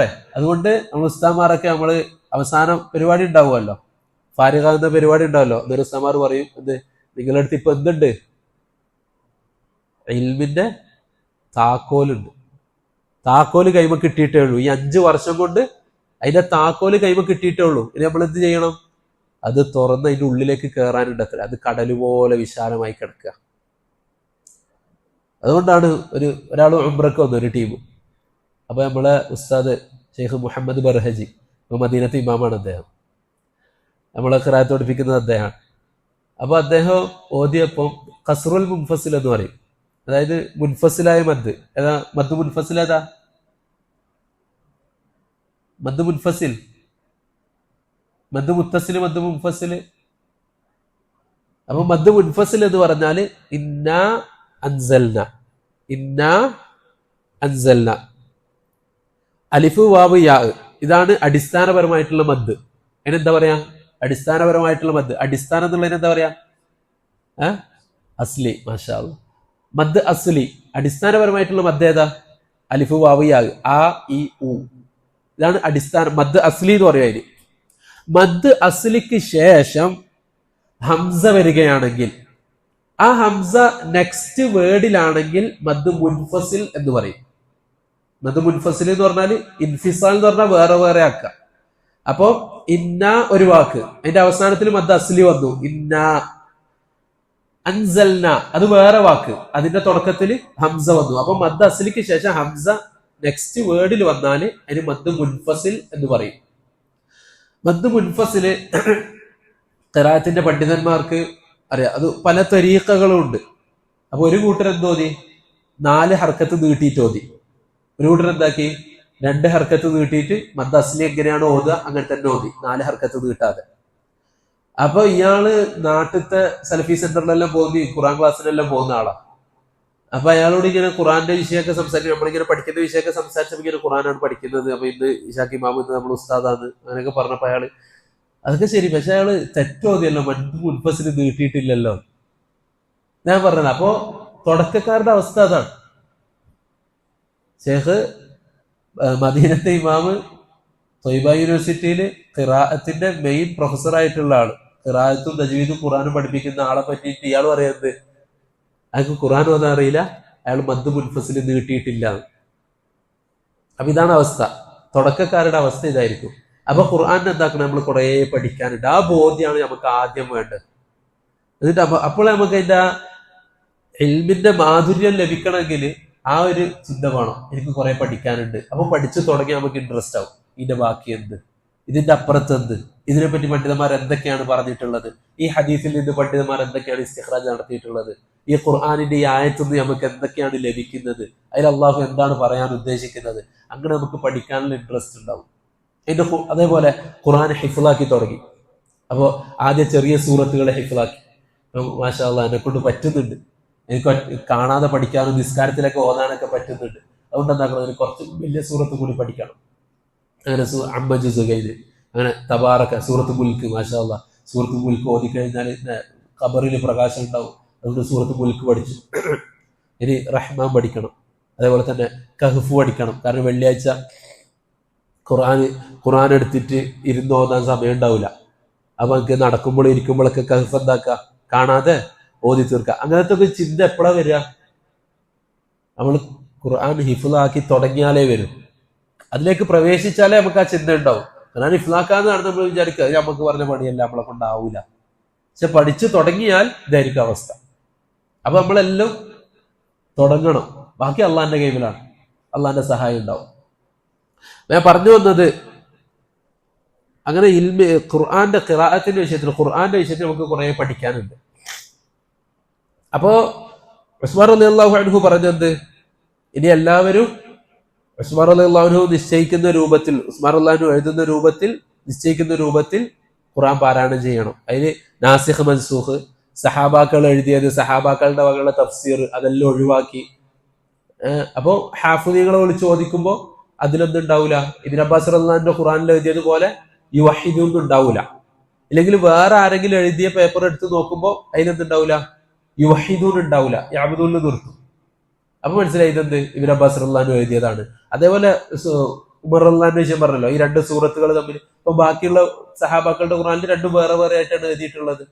ഇത് ഉമർ റളിയല്ലാഹു മാത്രമാണ് ഇങ്ങനെ എഴുതിയിട്ടുള്ളത്. കാരണം അദ്ദേഹത്തിന്റെ ഇജ്തിഹാദാണ്. കാരണം രണ്ടും തമ്മിൽ എന്തുണ്ട്, ഞാൻ പറഞ്ഞ പോലെ മുനാസബത്ത് ഉണ്ട്, രണ്ടും തമ്മിൽ ബന്ധമുണ്ട്. അപ്പൊ അങ്ങനെയാണ് സഹാബാക്കൾ ഖുർആൻ എഴുതിയത്. അങ്ങനെ അതൊക്കെ ശ്രദ്ധിച്ചിട്ടാണ് ഉസ്മാൻ റളിയല്ലാഹു അൻഹു എന്താക്കിയത്, ഖുർആനിനെ ഒരുമിച്ച് കൂട്ടിയത്. അപ്പോ അതിൽ ചില സ്ഥലത്ത് എന്താക്കിയിട്ടുണ്ട്. അപ്പൊ ഇത്രയും ഞാൻ പറഞ്ഞതിൽ ഒന്നും കൂട്ടാനും കുറക്കാനും ഇല്ല, ഒന്നും കൂടുതലായിട്ട് എഴുതാനോ കുറച്ച് എഴുതാനോ ഒന്നുമില്ല. പക്ഷെ ചില സ്ഥലങ്ങളിൽ അങ്ങനെയുണ്ട്. സാരിഉ ഇലാ മഗ്ഫിറത്തി മിർ റബ്ബിക്കും എന്ന് തോന്നുന്നിടത്ത് ചില കൂട്ടര് വസാരിഉ എന്നുണ്ട്. രണ്ടും റസൂലുള്ളാഹി തങ്ങൾ അംഗീകരിച്ചിട്ടുണ്ട്. അതുകൊണ്ട് രണ്ടും ഖുർആനാണ്, സാരിഉ വസാരിഉ. അതേപോലെ തന്നെ തജ്രി തഹ്തഹൽ അൻഹാർ, വേറെ അതേ സ്ഥലത്ത് തന്നെ വേറെ സഹാബി എഴുതിയിട്ട് എന്താ ഉള്ളത്, തജ്രി മിൻ തഹ്തിഹൽ അൻഹാർ. രണ്ടും റസൂലുള്ളാഹി തങ്ങൾ അംഗീകരിച്ചിട്ടുണ്ട്, രണ്ടിനും സാക്ഷികളുണ്ട്, അതുകൊണ്ട് രണ്ടും ഖുർആനാണ്. അപ്പോ ഉസ്മാൻ റളിയല്ലാഹു അൻഹു എഴുതുമ്പോ ഏത് സഹാബിയാണോ ഇന്ന നാട്ടിലേക്ക് പഠിപ്പിക്കാൻ പോകുന്നത് ആ ഖുർആനിൽ എന്താക്കി, അയാൾ ഓതുന്നത് പോലെ വസാരിഉ എന്ന് എഴുതി, ബാക്കിയുള്ള ഖുർആനിൽ സാരിഉ എന്ന് എഴുതി. അതുപോലെ തന്നെ തജ്രി തഹ്തഹൽ അൻഹാർ എന്നുള്ളടത്ത് മിൻ തഹ്തിഹ ഓതുന്ന സഹാബിയുടെ ആ നാട്ടിലേക്ക് അയക്കാൻ ഒരു സഹാബിനെ അയക്കുമല്ലോ, അയാൾ ഓതുന്നത് പോലെ മിൻ തഹ്തിഹ എന്ന് എഴുതി, മറ്റേ ബാക്കിയുള്ള ഖുർആനിൽ തഹ്തഹ എന്ന് എഴുതി. അപ്പൊ ഖുർആനിൽ നിന്ന് എന്തായിട്ടില്ല, ഒന്നും നഷ്ടപ്പെട്ടിട്ടില്ല. ഇനി ഇങ്ങനെ അള്ളാഹു ഇങ്ങനെ ഇറക്കിയത് കൊണ്ടുള്ള വേറൊരു ഗുണം എന്താ അറിയോ? ഒന്നാമത് അറബികൾക്ക് ഓതാൻ എളുപ്പത്തിന്, നമുക്ക് മലയാളികൾക്ക് ഏത് ഭാഷയും പ്രശ്നമില്ല, നമുക്ക് ഏത് അക്ഷരവും എങ്ങനെ വേണമെങ്കിലും ഉച്ചരിക്കാൻ കഴിയും. പക്ഷെ അറബികൾ പോലും അങ്ങനെയല്ല, അവർക്ക് ഹംസക്ക് സുക്കൂന് വന്നാൽ അവർക്ക് പറയാൻ കഴിയൂല. ഇപ്പോഴും ആ കൂട്ടരുണ്ട്, അവർക്ക് ഹംസയ്ക്ക് സുക്കൂന് വന്നാൽ അവർക്ക് പറയാൻ കഴിയില്ല. അപ്പൊ അവര് ബിസ എന്നുള്ളത് അവരെങ്ങനെ പറയാ? ബീസ. ബിർ എന്നുള്ളത് ബീർ. മുഅ്മിനൂൻ എന്നുള്ളത് അവരെങ്ങനെ പറയാ? മൂമിനൂൻ. മനസ്സിലായല്ല? അപ്പൊ അവർക്ക് അങ്ങനെ ഉച്ചരിക്കാൻ കഴിയുന്നത്. അപ്പൊ ഇമാം വർഷിന്റെ റിവായത്തിൽ അങ്ങനെയാണ് ഓതേണ്ടത്. ഇവിടെയൊക്കെ ഹംസ ഒഴിവാക്കിയിട്ട് അതിന് പകരം എന്താക്കണം? മുമ്പുള്ള ഹർക്കത്തിനനുസരിച്ചിട്ടുള്ള ഇത് കൊടുക്കണം. മുമ്പ് ദമ്മാണെങ്കിൽ വാവാക്കണം, മൂമിനൂൻ. മുമ്പ് കസറാണെങ്കിൽ യാ ആക്കണം, ബീസ. മനസ്സിലായില്ലേ? ബീർ, വീബ്, വിബ് എന്നുള്ളതിന് വീബ്. അപ്പോ അതെന്ത്, ഒന്നാമത്തത് അങ്ങനെ എളുപ്പത്തിന് വേണ്ടിയിട്ട്. പിന്നെന്താണെന്ന് അറിയോ? ഖുർആനിന്റെ അതിന്റെ അർത്ഥവിശാലത അറിയിക്കാൻ. ഉദാഹരണത്തിന് ഞാൻ നേരത്തെ ഓതിയതുപോലെ ഇൻ ജാഅകും ഫാസിഖും ബിനബഇൻ, ഒരു ഫാസിഖ് നിങ്ങളുടെ അടുത്തേക്ക് ഒരു വാർത്തയും കൊണ്ടുവന്നാൽ എന്ത് ചെയ്യണം? ഫതബയ്യനു, നിങ്ങൾ അതിന്റെ സത്യാവസ്ഥയെ പറ്റി അന്വേഷിക്കണം. വേറൊരു വിഭാഗത്തിൽ എന്താണ്? ഫതസബ്ബതു, നിങ്ങൾ അതിന്റെ സത്യാവസ്ഥയെ പറ്റി അന്വേഷിക്കുകയും അത് ഉറപ്പിക്കുകയും ചെയ്യണം. ഉദാഹരണത്തിന് നിങ്ങളുടെ ഒരാൾ, നബാൻ എനിക്കൊരു മെസ്സേജ് അയച്ചു, ഏതെങ്കിലും ഒരു വാർത്തേന്റെ കട്ടിങ് അയച്ചു, ആരെങ്കിലും പറ്റിയിട്ട് ഇന്ന മൗലവിയെ ഇന്ന പ്രശ്നത്തിൽ പിടിച്ചു എന്ന് പറഞ്ഞൊരു വാർത്ത. ഇപ്പൊ എന്താക്കണം? ആ വാർത്തയെ പറ്റി നമ്മൾ അന്വേഷിക്കണം. അപ്പൊ ഞാൻ നബാനോട് ചോദിച്ചത്, നബാൻ അത് ഉള്ളതാണോ, എന്താണ് അതിന്റെ സത്യാവസ്ഥ എന്ന് ചോദിച്ച്, എന്നിട്ട് ഇപ്പുറത്ത് ഐമന്നെ അയച്ചു കൊടുത്തു ആ വാർത്ത. എന്നോട് ചോദിച്ചു, സത്യാവസ്ഥ അന്വേഷിച്ച്, എന്നിട്ട് എന്താക്കി? ഐമന്നെ അയച്ചു കൊടുത്തു. പോരാ, സത്യാവസ്ഥ അന്വേഷിക്കുകയും വേണം, ഫതസബ്ബതു, അതിന്റെ സത്യാവസ്ഥ എന്താണെന്ന് ഉറപ്പിക്കുകയും വേണം. എന്നിട്ട് അത് വേറൊരാൾക്ക് ഷെയർ ചെയ്യാൻ പറ്റും. ഈ സോഷ്യൽ മീഡിയയുടെ ഈ കാലത്ത് നമ്മൾ ഏറ്റവും കൂടുതൽ ശ്രദ്ധിക്കേണ്ട വിഷയം അതാണ്. പല വാർത്തകളും വരും, ഓരോ ചാനലുകാരും അവർക്ക് ഇഷ്ടമുള്ള രൂപത്തിലെ വാർത്ത. നമുക്കറിയാം, നിങ്ങളോട് കൂടുതൽ പറയേണ്ട ആവശ്യമില്ല. ഓരോ ചാനലുകാരും അവർക്ക് ഇഷ്ടമുള്ള രൂപത്തിലാണ് വാർത്ത കൊടുക്കുക. അപ്പൊ ഏതൊരു വാർത്തയാണെങ്കിലും അത് നമുക്ക് അനുകൂലമായിട്ടുള്ളതാണെങ്കിലും ശരി, പ്രതികൂലമായിട്ടുള്ളതാണെങ്കിലും ശരി, എന്താക്കണം? അതിന്റെ സത്യാവസ്ഥ അന്വേഷിക്കാതെ ഒരിക്കലും ആ വാർത്ത നമ്മൾ ഷെയർ ചെയ്യരുത്. എന്ത് വിഷയമാണെങ്കിലും ശരി, നമ്മൾ സത്യാവസ്ഥ അന്വേഷിച്ചു ഉറപ്പിക്കാതെ അതൊരിക്കലും ഷെയർ ചെയ്യരുത്. ഈ വിശാലമായ അർത്ഥം എവിടുന്നാ കിട്ടിയത്? 2 ഖിറാഅത്ത് ഉണ്ടായതുകൊണ്ടാണ്. മനസ്സിലായ? അതാണ് ഈ 2 ഖിറാഅത്തിന്റെ ഉപയോഗം. വേറൊരു ഉദാഹരണം, കൈഫ നുൻഷിസുഹ ഒരു ആയത്തുണ്ട്. ഔ കല്ലദീ മർറ അലാ ഖർയത്തിൻ വഹിയ ഖാവിയത്തുൻ അലാ ഉറൂഷിഹ. അതായത് ബനൂ ഇസ്രായേലിലെ ഒരാളെ അള്ളാഹു ഉറക്കിക്കെടുത്തിട്ട്, അള്ളാഹുവിന്റെ ഒരു സാലിഹായ ഒരു അടിമ, ഒരു വലിയ അദ്ദേഹത്തെ അള്ളാഹു സുബ്ഹാനഹു വ തആല ഉറക്കിക്കെടുത്തിയിട്ട് എങ്ങനെയാണ് അള്ളാഹു ജീവിപ്പിക്കുന്നത് എന്നാണ് കാണിച്ചു കൊടുക്കുന്നത്. 100 വർഷം ഉറക്കിക്കെടുത്തി. അപ്പൊ എണീക്കുമ്പോ അദ്ദേഹത്തിന്റെ കഴുത എന്തായിട്ടുണ്ട്? അദ്ദേഹത്തിന്റെ കഴുത മരിച്ച് എല്ലായിട്ടുണ്ട്. അപ്പൊ എന്നിട്ട് ആ കഴുതയെ അള്ളാഹു ജീവിപ്പിച്ച് കാണിച്ചു കൊടുക്കാണ്, അള്ളാഹു എങ്ങനെ ജീവിപ്പിക്കുന്നത്. അവിടെ 2 ഖിറാഅത്തുണ്ട്. ഒന്ന് നുൻഷിറുഹ, നുൻഷിറു എന്ന് പറഞ്ഞാല് അഹ്യ, അൻഷറ അഹ്യ, സുമ്മ ഇദാ ശാഅ അൻഷറ, ഐ സുമ്മ ഇദാ ശാഅ അഹ്യ. പിന്നെ അള്ളാഹു ഉദ്ദേശിക്കുമ്പോൾ എന്താക്കും? അതിനെ ജീവിപ്പിക്കും. അപ്പൊ അൻഷറ യുൻഷിറു എന്ന് പറഞ്ഞാൽ അഹ്യ യുഹ്യി, ജീവിപ്പിക്കുക എന്നൊരർത്ഥം. അപ്പൊ അള്ളാഹു എന്താക്കി? ആ കഴുതനെ ജീവിപ്പിച്ച് കാണിച്ചു കൊടുത്തു. മറ്റേ ഖിറാഅത്തിൽ എന്താ ഉള്ളത്? നുൻഷിസുഹ, നുൻഷിസു, അൻഷസ യുൻഷിസു. യുൻഷിസു എന്ന് പറഞ്ഞാൽ റഫഅ, ഉയർത്തുക എന്നാണ് അർത്ഥം. അതായത് ഇയാൾ ഇങ്ങനെ കണ്ടോണ്ടിരിക്കുക ആ കഴുത ജീവിക്കുന്നത്. ആദ്യം ആ എല്ലുകളൊക്കെ കഴുതന്റെ രൂപത്തിൽ ഇങ്ങനെ പൊന്തി നിന്ന്, എല്ലുകളൊക്കെ എഴുന്നേറ്റ് നിന്ന്, എന്നിട്ട് മാംസം അതിന്റെ ആ എല്ലുകളെ പൊതിഞ്ഞു. എന്നിട്ട് അത് കഴുതയുടെ പൂർണ്ണ രൂപത്തിലേക്ക് എത്തി. അപ്പൊ ഈ വിശാലമായ അർത്ഥം എവിടുന്ന കിട്ടിയത്? എങ്ങനെയാ അള്ളാഹു ജീവിപ്പിച്ചത്? എങ്ങനെയാ കിട്ടിയത്? 2 ഖിറാഅത്ത് ഉണ്ടായതുകൊണ്ട് കിട്ടി. മനസ്സിലായ? അപ്പൊ ഇതാണ് അള്ളാഹു ഇങ്ങനെ സബഅത്ത് ഹറൂഫിൽ ഇറക്കാനുള്ള രണ്ടാമത്തെ കാരണം. ഇതാണ് ഓരോരുത്തർക്ക് മനസ്സിലാകാനും പിന്നെ അർത്ഥവിശാലത. അപ്പൊ ഇതെല്ലാം ശ്രദ്ധിച്ചിട്ടാണ് ഉസ്മാൻ റളിയല്ലാഹു അൻഹു എന്താക്കിയത്? എഴുതിയത്. ഇനിയിപ്പോ ഈ 2 വാക്ക്, ഉദാഹരണത്തിന് യുൻഷിസു, യുൻഷിറു, അത് രണ്ടും ഒരേ ഖുർആനിൽ എഴുതിക്കൂടെ? ഒരു കോപ്പിയിൽ തന്നെ ഒരു ബാർ ഇട്ടിട്ട് ഇപ്പുറത്ത് യുൻഷിറു എന്ന് പറഞ്ഞാൽ ഒരു ബാർ ഇട്ടിട്ട് യുൻഷിസു അങ്ങനെ എഴുതിക്കൂടെ? ഇല്ലെങ്കിൽ അതിന്റെ സൈഡിൽ നമ്മ ഹാഷി എഴുതൂല, ഇവിടെ 1 നമ്പർ ഇട്ടിട്ട് അതിന്റെ ഇപ്പുറത്ത് ഇവിടെ നുൻഷിസു അതിന്റെ ചെറിയ 1 നമ്പർ ഇട്ടിട്ട് ഇവിടെ 1 ഇട്ടിട്ട് താ യുൻഷിറു അങ്ങനെ എഴുതിക്കൂടെ? ഇത് അവർക്ക് മാത്രം ഓതാനുള്ള ഖുർആനല്ല ഉസ്മാൻ റളിയല്ലാഹു ഉണ്ടാക്കുന്നത്. ഖിയാമത്ത് നാൾ വരെ നിലനിൽക്കാനാണ് ഉസ്മാൻ റളിയല്ലാഹു ഈ പണിയെടുക്കുന്നത്. അപ്പൊ കാലങ്ങൾ കഴിഞ്ഞു വരുമ്പോ അതെന്താണെന്ന് തിരിയാതെയാവും. ഇത് ഈ വാക്കിന്റെ വിശദീകരണമാണോ, ഇത് അങ്ങനെ ഓതാ ഇങ്ങനെ ഓതാ, ഓരോ ഓത്തിൽ തന്നെ അങ്ങനെ ഇങ്ങനെ ഓത എന്താണോ, ഇതെന്താണ് ഉദ്ദേശിക്കുന്നത് എന്ന് മനസ്സിലാവാതെ വരും. അതുകൊണ്ട് ഓരോ ഖുർആനിലും ഒരൊറ്റ ശൈലിയിൽ മാത്രമേ എഴുതിയിട്ടുള്ളൂ.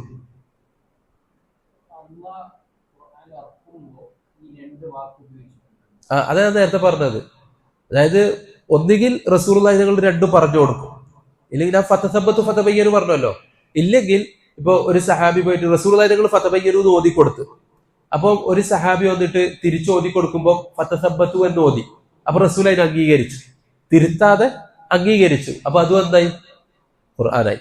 റസൂലുള്ള വഹീന്റെ അടിസ്ഥാനത്തിലല്ലാതെ ചെയ്യൂലല്ലോ. അപ്പൊ അതും അള്ളാഹ് ഇറക്കിയതുപോലെ ഖുർആനായി. ഇല്ലെങ്കിൽ റസൂൽ തന്നെ രണ്ടും പറഞ്ഞു കൊടുക്കും.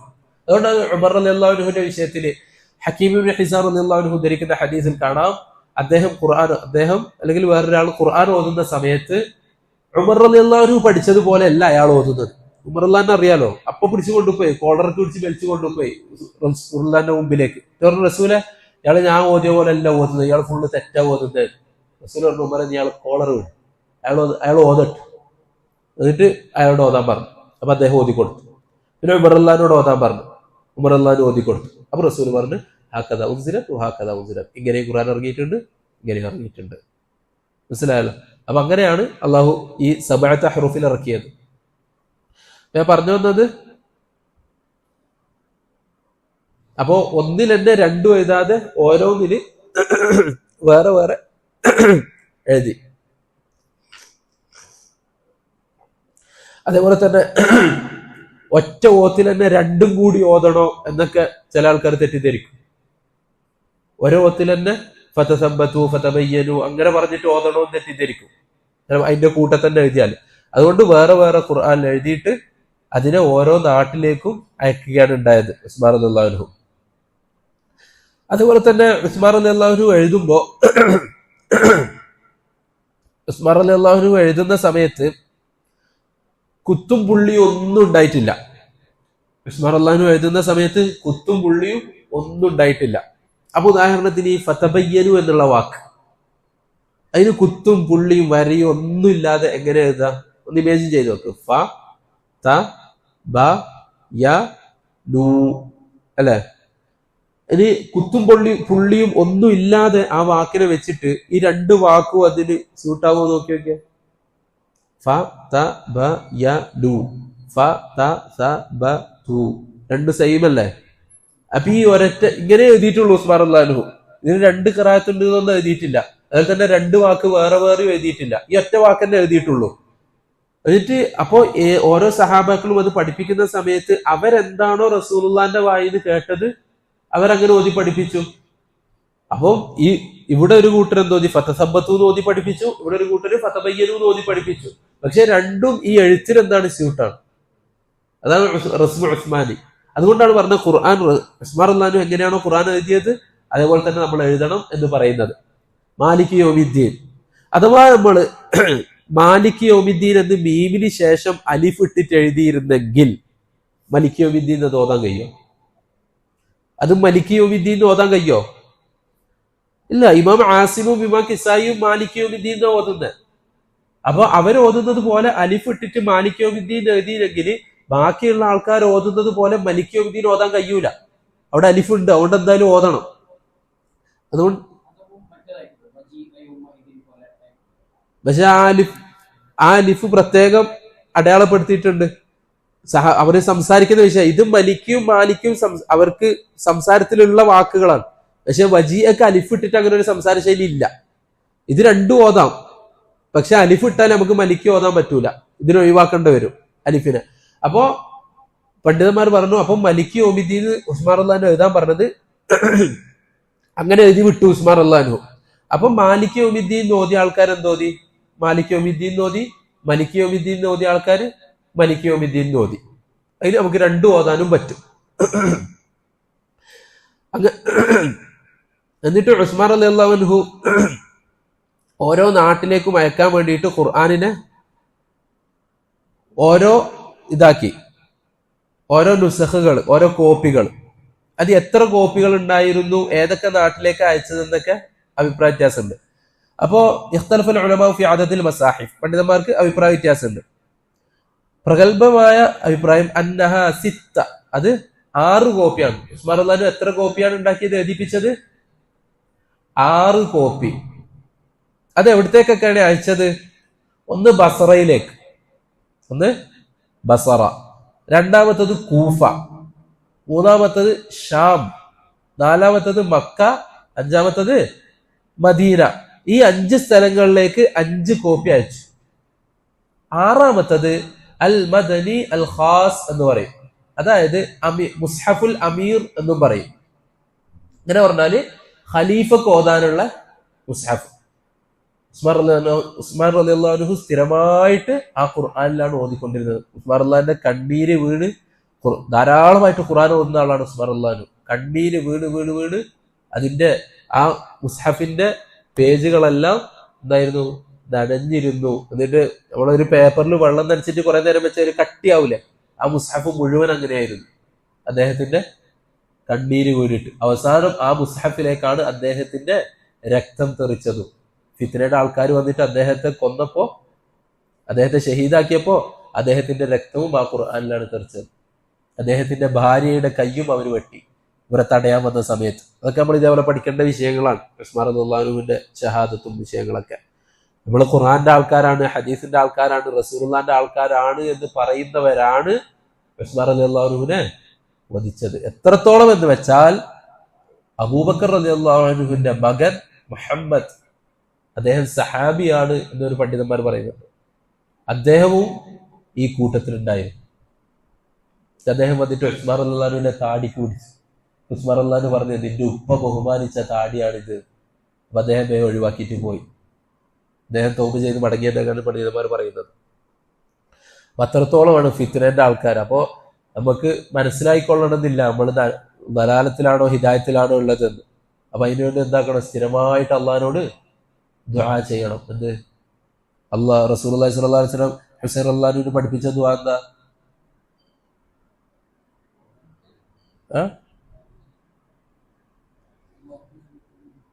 അതൊന്ന് റസൂലുള്ളാഹി തങ്ങൾ സ്ഥിരമായിട്ട് ചെയ്യുന്ന ദുആ, അല്ലാഹുമ്മ യാ മുഖല്ലിബൽ ഖുലൂബ് സബ്ബിത് ഖൽബി അലാ ദീനിക്. രാത്രി നിസ്കാരത്തിന് ദുആ ചെയ്യാൻ വേണ്ടിയിട്ട് റസൂലുള്ളാഹി തങ്ങൾ പഠിപ്പിച്ചല്ലോ, എല്ലാവർക്കും അറിയാം. അല്ലാഹുമ്മ ഹ്ദിനി ഫീമൻ ഹദൈത് വആഫിനി ഫീമൻ, അല്ലാഹുവേ നീ ഹിദായത്ത് നൽകിയവരുടെ കൂട്ടത്തിൽ എനിക്ക് നീ ഹിദായത്ത് നൽകണേ. ഇഹ്ദിനസ് സിറാത്തൽ മുസ്തഖീം, അല്ലാഹുവേ നീ എന്നെ നേരായ മാർഗത്തിൽ നടത്തണം. നമ്മൾ വെറുതെ വായനെ കൊണ്ട് പറഞ്ഞാൽ പോരാ, അതിന്റെ അർത്ഥം പഠിക്കണം. എന്നാലേ നമുക്ക് അതിന്റെ പവർ മനസ്സിലാവും. ആ ദുആ ഖുനൂത്തിന്റെ ഒക്കെ അർത്ഥം പഠിച്ചാലേ അതിന്റെ പവർ മനസ്സിലാവും. എന്നിട്ട് അത് രാത്രി എണീച്ചിട്ട് അള്ളാഹിനോട് ദുആ ചെയ്യണം, യാ അല്ലാഹ് നീ ഹിദായത്ത് നൽകിയവരുടെ കൂട്ടത്തിൽ എനിക്കും നീ ഹിദായത്ത് നൽകണേ അല്ലാഹ്. വആഫിനി ഫീമൻ ആഫൈത്, നീ ആരോഗ്യം നൽകിയവരുടെ കൂട്ടത്തിൽ, ആഫിയത്ത് നൽകിയവരുടെ കൂട്ടത്തിൽ എനിക്കും ആഫിയത്ത് നൽകണേ അല്ലാഹ്. വതവല്ലനി ഫീമൻ തവല്ലൈത്, നീ ഏറ്റെടുത്തവരുടെ കൂട്ടത്തിൽ എന്നെ നീ ഏറ്റെടുക്കണേ അല്ലാഹ്, എന്റെ കാര്യങ്ങളെ നീ ഏറ്റെടുക്കണേ അല്ലാഹ്, അതെല്ലാം നീ പൂർത്തീകരിച്ചു തരണേ റബ്ബെ എന്ന് തഹജ്ജുദിന് രാത്രി എഴുന്നേറ്റ് നിസ്കരിച്ച് ദുആ ചെയ്ത ഒരു മനുഷ്യൻ, ഓർക്ക് ആ പകല് പിന്നെ പേടിക്കേണ്ട ആവശ്യമില്ല.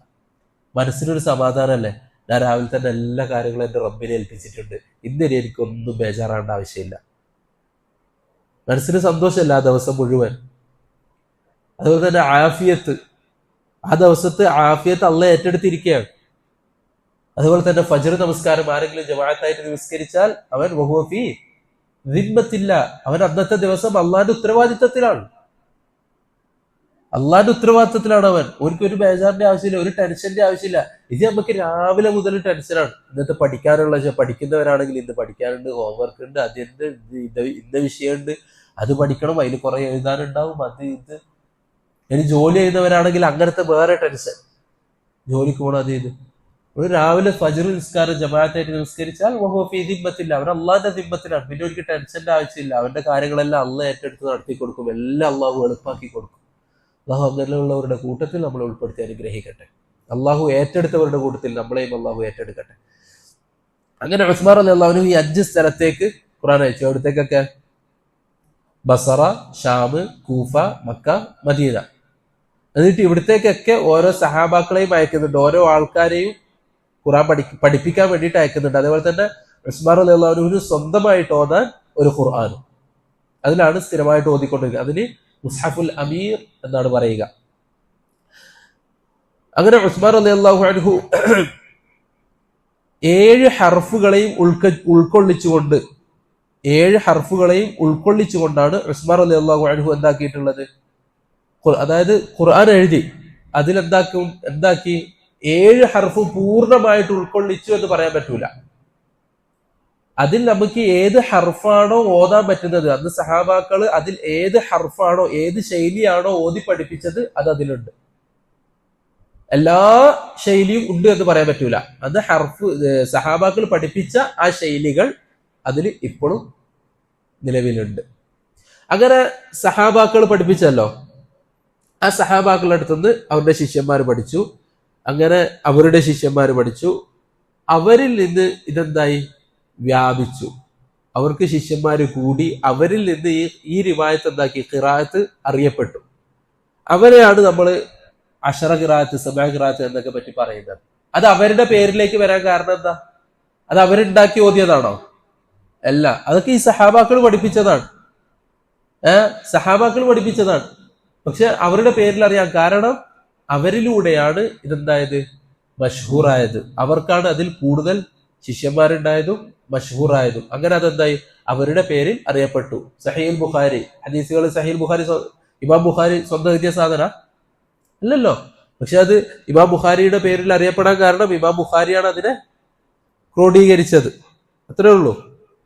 അപ്പൊ അതേപോലെയാണ് ഇത്. അങ്ങനെയാണ്. അപ്പോ ഈ 7ഉം 10ഉം വ്യത്യാസം വരാനുള്ള കാരണം എന്താ? ആദ്യത്തെ പണ്ഡിതന്മാരെന്താക്കി ഈ 7 ആൾക്കാരുടെ പേര് വെച്ചിട്ട് ഖിറാഅത്തിന്റെ നിയമങ്ങളും മറ്റുമൊക്കെ ക്രോഡീകരിക്കുന്ന സമയത്ത് ഈ 7 ആൾക്കാരുടെ പേര് വെച്ചിട്ടാണ് അവരെന്താക്കിയത് ക്രോഡീകരിച്ചത്. അങ്ങനെ അത് മഷ്ഹൂറായി. ഇതേപോലെ മഷ്ഹൂറായ ആൾക്കാരുണ്ട്, വേറെ 3 ആൾക്കാരും ഉണ്ട്. മനസ്സിലായ? പിന്നീട് വന്ന പണ്ഡിതന്മാര് ആ 3 ആൾക്കാരെയും കൂടി എന്താക്കി ഇതിലേക്ക് ചേർത്തു. അങ്ങനെയാണ് 10 ഖിറാഅത്ത്. ചില ആൾക്കാർ 7 ഖിറാഅത്ത് എന്ന് പറയും, ചില ആൾക്കാർ 10 ഖിറാഅത്ത് എന്ന് പറയും.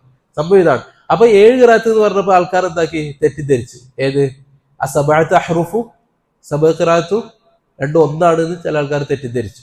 അപ്പൊ റസൂലുള്ളാഹി 7 ഹർഫിൽ ഓതി. അതിൽ ഒരു ഹർഫ് അങ്ങനെ വന്നത് സബഅ ഖിറാഅത്തിന്റെ ഒന്നാമത്തെ ആൾ അങ്ങനെ ഒരു ഹർഫിൽ, രണ്ടാമത്തെ ആള് രണ്ടാമത്തെ ഹർഫ്, അങ്ങനെയല്ല അല്ല, ഹർഫുകൾ മിക്സ് ആയിട്ടാണ്. അപ്പൊ ഇമാല ഏത് ഓതുന്നത് നമുക്കും ഒന്നുണ്ട്. പക്ഷെ ഹംസയും കൂഫക്കാരനാണ്. ഇബ്നു മസ്ഊദ് റളിയല്ലാഹു അൻഹു അടുത്തു നിന്നൊക്കെ പഠിച്ച ആൾക്കാരാണ്. അപ്പോ ഹംസക്ക് ഇമാല ഭയങ്കര കൂടുതലാണ്. സൂറത്തു നജ്ം, സൂറത്തു ദുഹ, സൂറത്തു ശംസ്, അതേപോലുള്ള സൂറത്തുകളിലൊക്കെ എല്ലാ ആയത്തിന്റെ അവസാനം ഇമാല ചെയ്യണം. വന്നജ്മി ഇദാ ഹവേ മാ ضل സാഹിബുകും വമാ ഗവേ വമാ യൻതിഖു അനിൽ ഹവേ, എല്ലായിടത്തും ഇമാല ചെയ്യണം. അതേപോലെ തന്നെ സക്ത്, നമുക്ക് സക്ത് എവിടെയൊക്കെ 4 സ്ഥലങ്ങളിൽ സക്ത് ഉണ്ട്. കല്ലാബൽ റാന വഖീല മൻ റാഖ് ഇവജ, അതേപോലെ 4 സ്ഥലങ്ങളിൽ നമുക്ക് സക്ത് ഉണ്ട്. പക്ഷെ ഹംസക്ക് സുക്കൂനിന് ശേഷം ഹംസ വന്നാൽ എല്ലായിടത്തും സക്താണ്. അൽ അർദ് അല്ലദീന, സൂറത്തുൽ നജ്മിൽ അല്ലദീന യജ്തനിബൂന കബീറൻ, നമ്മൾ കബായിറ എന്നാണ് ഓതുക. ആ കബായിറ എന്നുള്ള വേർഡ് ശ്രദ്ധിച്ചേക്കൊക്കെ മനസ്സിലാവും. അത് കബീറ എന്ന് ഓതാൻ പറ്റും, കബായിറ എന്ന് ഓതാൻ പറ്റും. വല്ലദീന യജ്തനിബൂന കബീറൽ ഇസ്മി വൽ ഫവാഹിഷ ഇല്ലൽ ലമം ഇന്ന റബ്ബക വാസിഉൽ മഗ്ഫിറ ഹുവ അഅലമു ബികും ഇദ് അൻശഅകും മിനൽ അർദി വഇദ് അൻതും അജിന്നതുൻ ഫീ ബുതൂനി ഉമ്മഹാതികും. അതിനാണ് ഹംസ ഖലഫ് ഓതുക. അതേപോലെ തന്നെ വർഷിന് ഇതേപോലെ സുക്കൂറിന് ശേഷം ഹംസ വന്നാൽ എന്താക്കണം, അതിന്റെ ഹർക്കത്തിന് നഖ്ല് ചെയ്യണം. അപ്പൊ മൂപ്പര് ഓതുമ്പോ ഹുവ അഅലമു ബികും ഇദൻ ശഅകും മിനൽ അർദി വഇദ അൻതും അജിന്നതുൻ, അങ്ങനെ ഓതുക. സുക്കൂറിന് ശേഷം ഹംസ വന്ന അതിന്റെ ഹംസന്റെ ഹർക്കത്തിനൊക്കെ എന്താക്കും, ആ മുമ്പുള്ള സുക്കൂനിന് കൊടുക്കും. അൽ അർദ് എന്നുള്ളടത്ത് അൽ അർദ് എന്നാണ് ഓതുക. ഞങ്ങൾ അബ്ദുൽ ബാസിത്തിന്റെ ഖിറാഅത്ത് എല്ലാവരും കേട്ടിട്ടുണ്ട്, സൂറത്തു ദുഹ. ഇതുവരെ നിങ്ങൾ ശ്രദ്ധിച്ചിട്ടുണ്ടോ? അത് ഏത് റിവായത്തിലാണ് ഓതുന്നത്? സൂറത്തു ദുഹ നമ്മളെല്ലാവരും കേൾക്കുന്നതാണ്. അത് ഒരു വർഷിന്റെ റിവായത്തിലാണ് ഓതുന്നത്. വലലാഖിറതു ഖൈറുൽ ലക മിനൽ ഊലാ, അങ്ങനെ ഉപരോധന. ഇനി കേൾക്കുമ്പോൾ ശ്രദ്ധിച്ചാൽ മതി. ഷെയ്ഖ് അബ്ദുൽ ബാസിത്തിന്റെ സൂറത്തു ദുഹ, അതാണ് ഫേമസ് ആയിട്ട് എല്ലാവരും കേൾക്കുന്ന സാധനം, എല്ലാവർക്കും അറിയുന്ന സാധനം. ഷെയ്ഖ് വർഷിന്റെ റിവായത്തിലാണ് അത് ഓതുന്നത്. വലലാഖിറ അങ്ങനെയാണ് ഓതുക. അപ്പോ ഇങ്ങനെ എല്ലാം മിക്സ് ആയിട്ടാണ്, ഹർഫുകൾ മിക്സ് ആയിട്ടാണ് ഈ ഖിറാഅത്തുകളിൽ വന്നിട്ടുള്ളത്. അതാണ് സബഅ ഖിറാഅത്ത്. പിന്നെ ബാക്കിയുള്ള 3 പേരെയും കൂടി കൂട്ടിയിട്ട് അശറ ഖിറാഅത്ത്. ഇതെന്തല്ല, അവര് പുതിയതായിട്ടൊന്നും ഉണ്ടാക്കിയതോ പുതിയ സംഭവമോ അല്ല. ഏതുപോലെ? 4 മദ്ഹബ് പോലെ. ഫിഖഹിന്റെ വിഷയത്തിൽ 4 മദ്ഹബുകളില്ലേ, അവർക്ക് ഇഷ്ടമുള്ള കാര്യങ്ങൾ പറഞ്ഞിട്ട്, അവർക്ക് തോന്നിയ കാര്യങ്ങൾ പറഞ്ഞിട്ട് ഓരോ മദ്ഹബ് ഉണ്ടാക്കിയതാ, ഓരോ സംഘടനകൾ ഉണ്ടാക്കിയതാ അല്ല. മറിച്ച് എന്താണ്, അവർ ഖുർആനും ഹദീസും വെച്ചിട്ട് വിശദീകരിച്ചതാണ്. ഈ 4 ആളല്ലാതെ വേറെയും ആൾക്കാരില്ലേ, വേറെയും മദ്ഹബ്. ഇമാം ഹസൻ ബസരിക്കൊക്കെ പ്രത്യേക മദ്ഹബുകളില്ലേ, അതൊക്കെ ആയത്തും ഹദീസും വെച്ചിട്ട് അവർ വിശദീകരിച്ചു തന്നതാണ്. പക്ഷെ മഷ്ഹൂർ ആയത് ഈ 4 എണ്ണമാണ്. അതുപോലെയാണ് ഈ അശറ ഖിറാഅത്തുകൾ. അതുപോലെ തന്നെ അപ്പോ ഉസ്മാൻ റളിയല്ലാഹു അൻഹു ഇതേപോലെ എന്താക്കി, എഴുതിയിട്ട് അയച്ചു. അതേപോലെ തന്നെ ഖുർആനില് അനറബി പദങ്ങളും ഉണ്ട്. ഖുർആനിൽ അനറബി പദങ്ങളും ഉണ്ട്. അറായിക്, ഇത് വേറെ ഭാഷയിലുള്ളതാണ്. വേറെ ഓരോ ഗോത്രത്തിൽ നിന്നും, വേറെ സ്ഥലത്തു നിന്നും, വേറെ ആൾക്കാരുടെ ഭാഷയിൽ നിന്നും അല്ലാഹു സുബ്ഹാനഹു വ തആല അറിയിച്ചു കൊടുത്തതാണ്.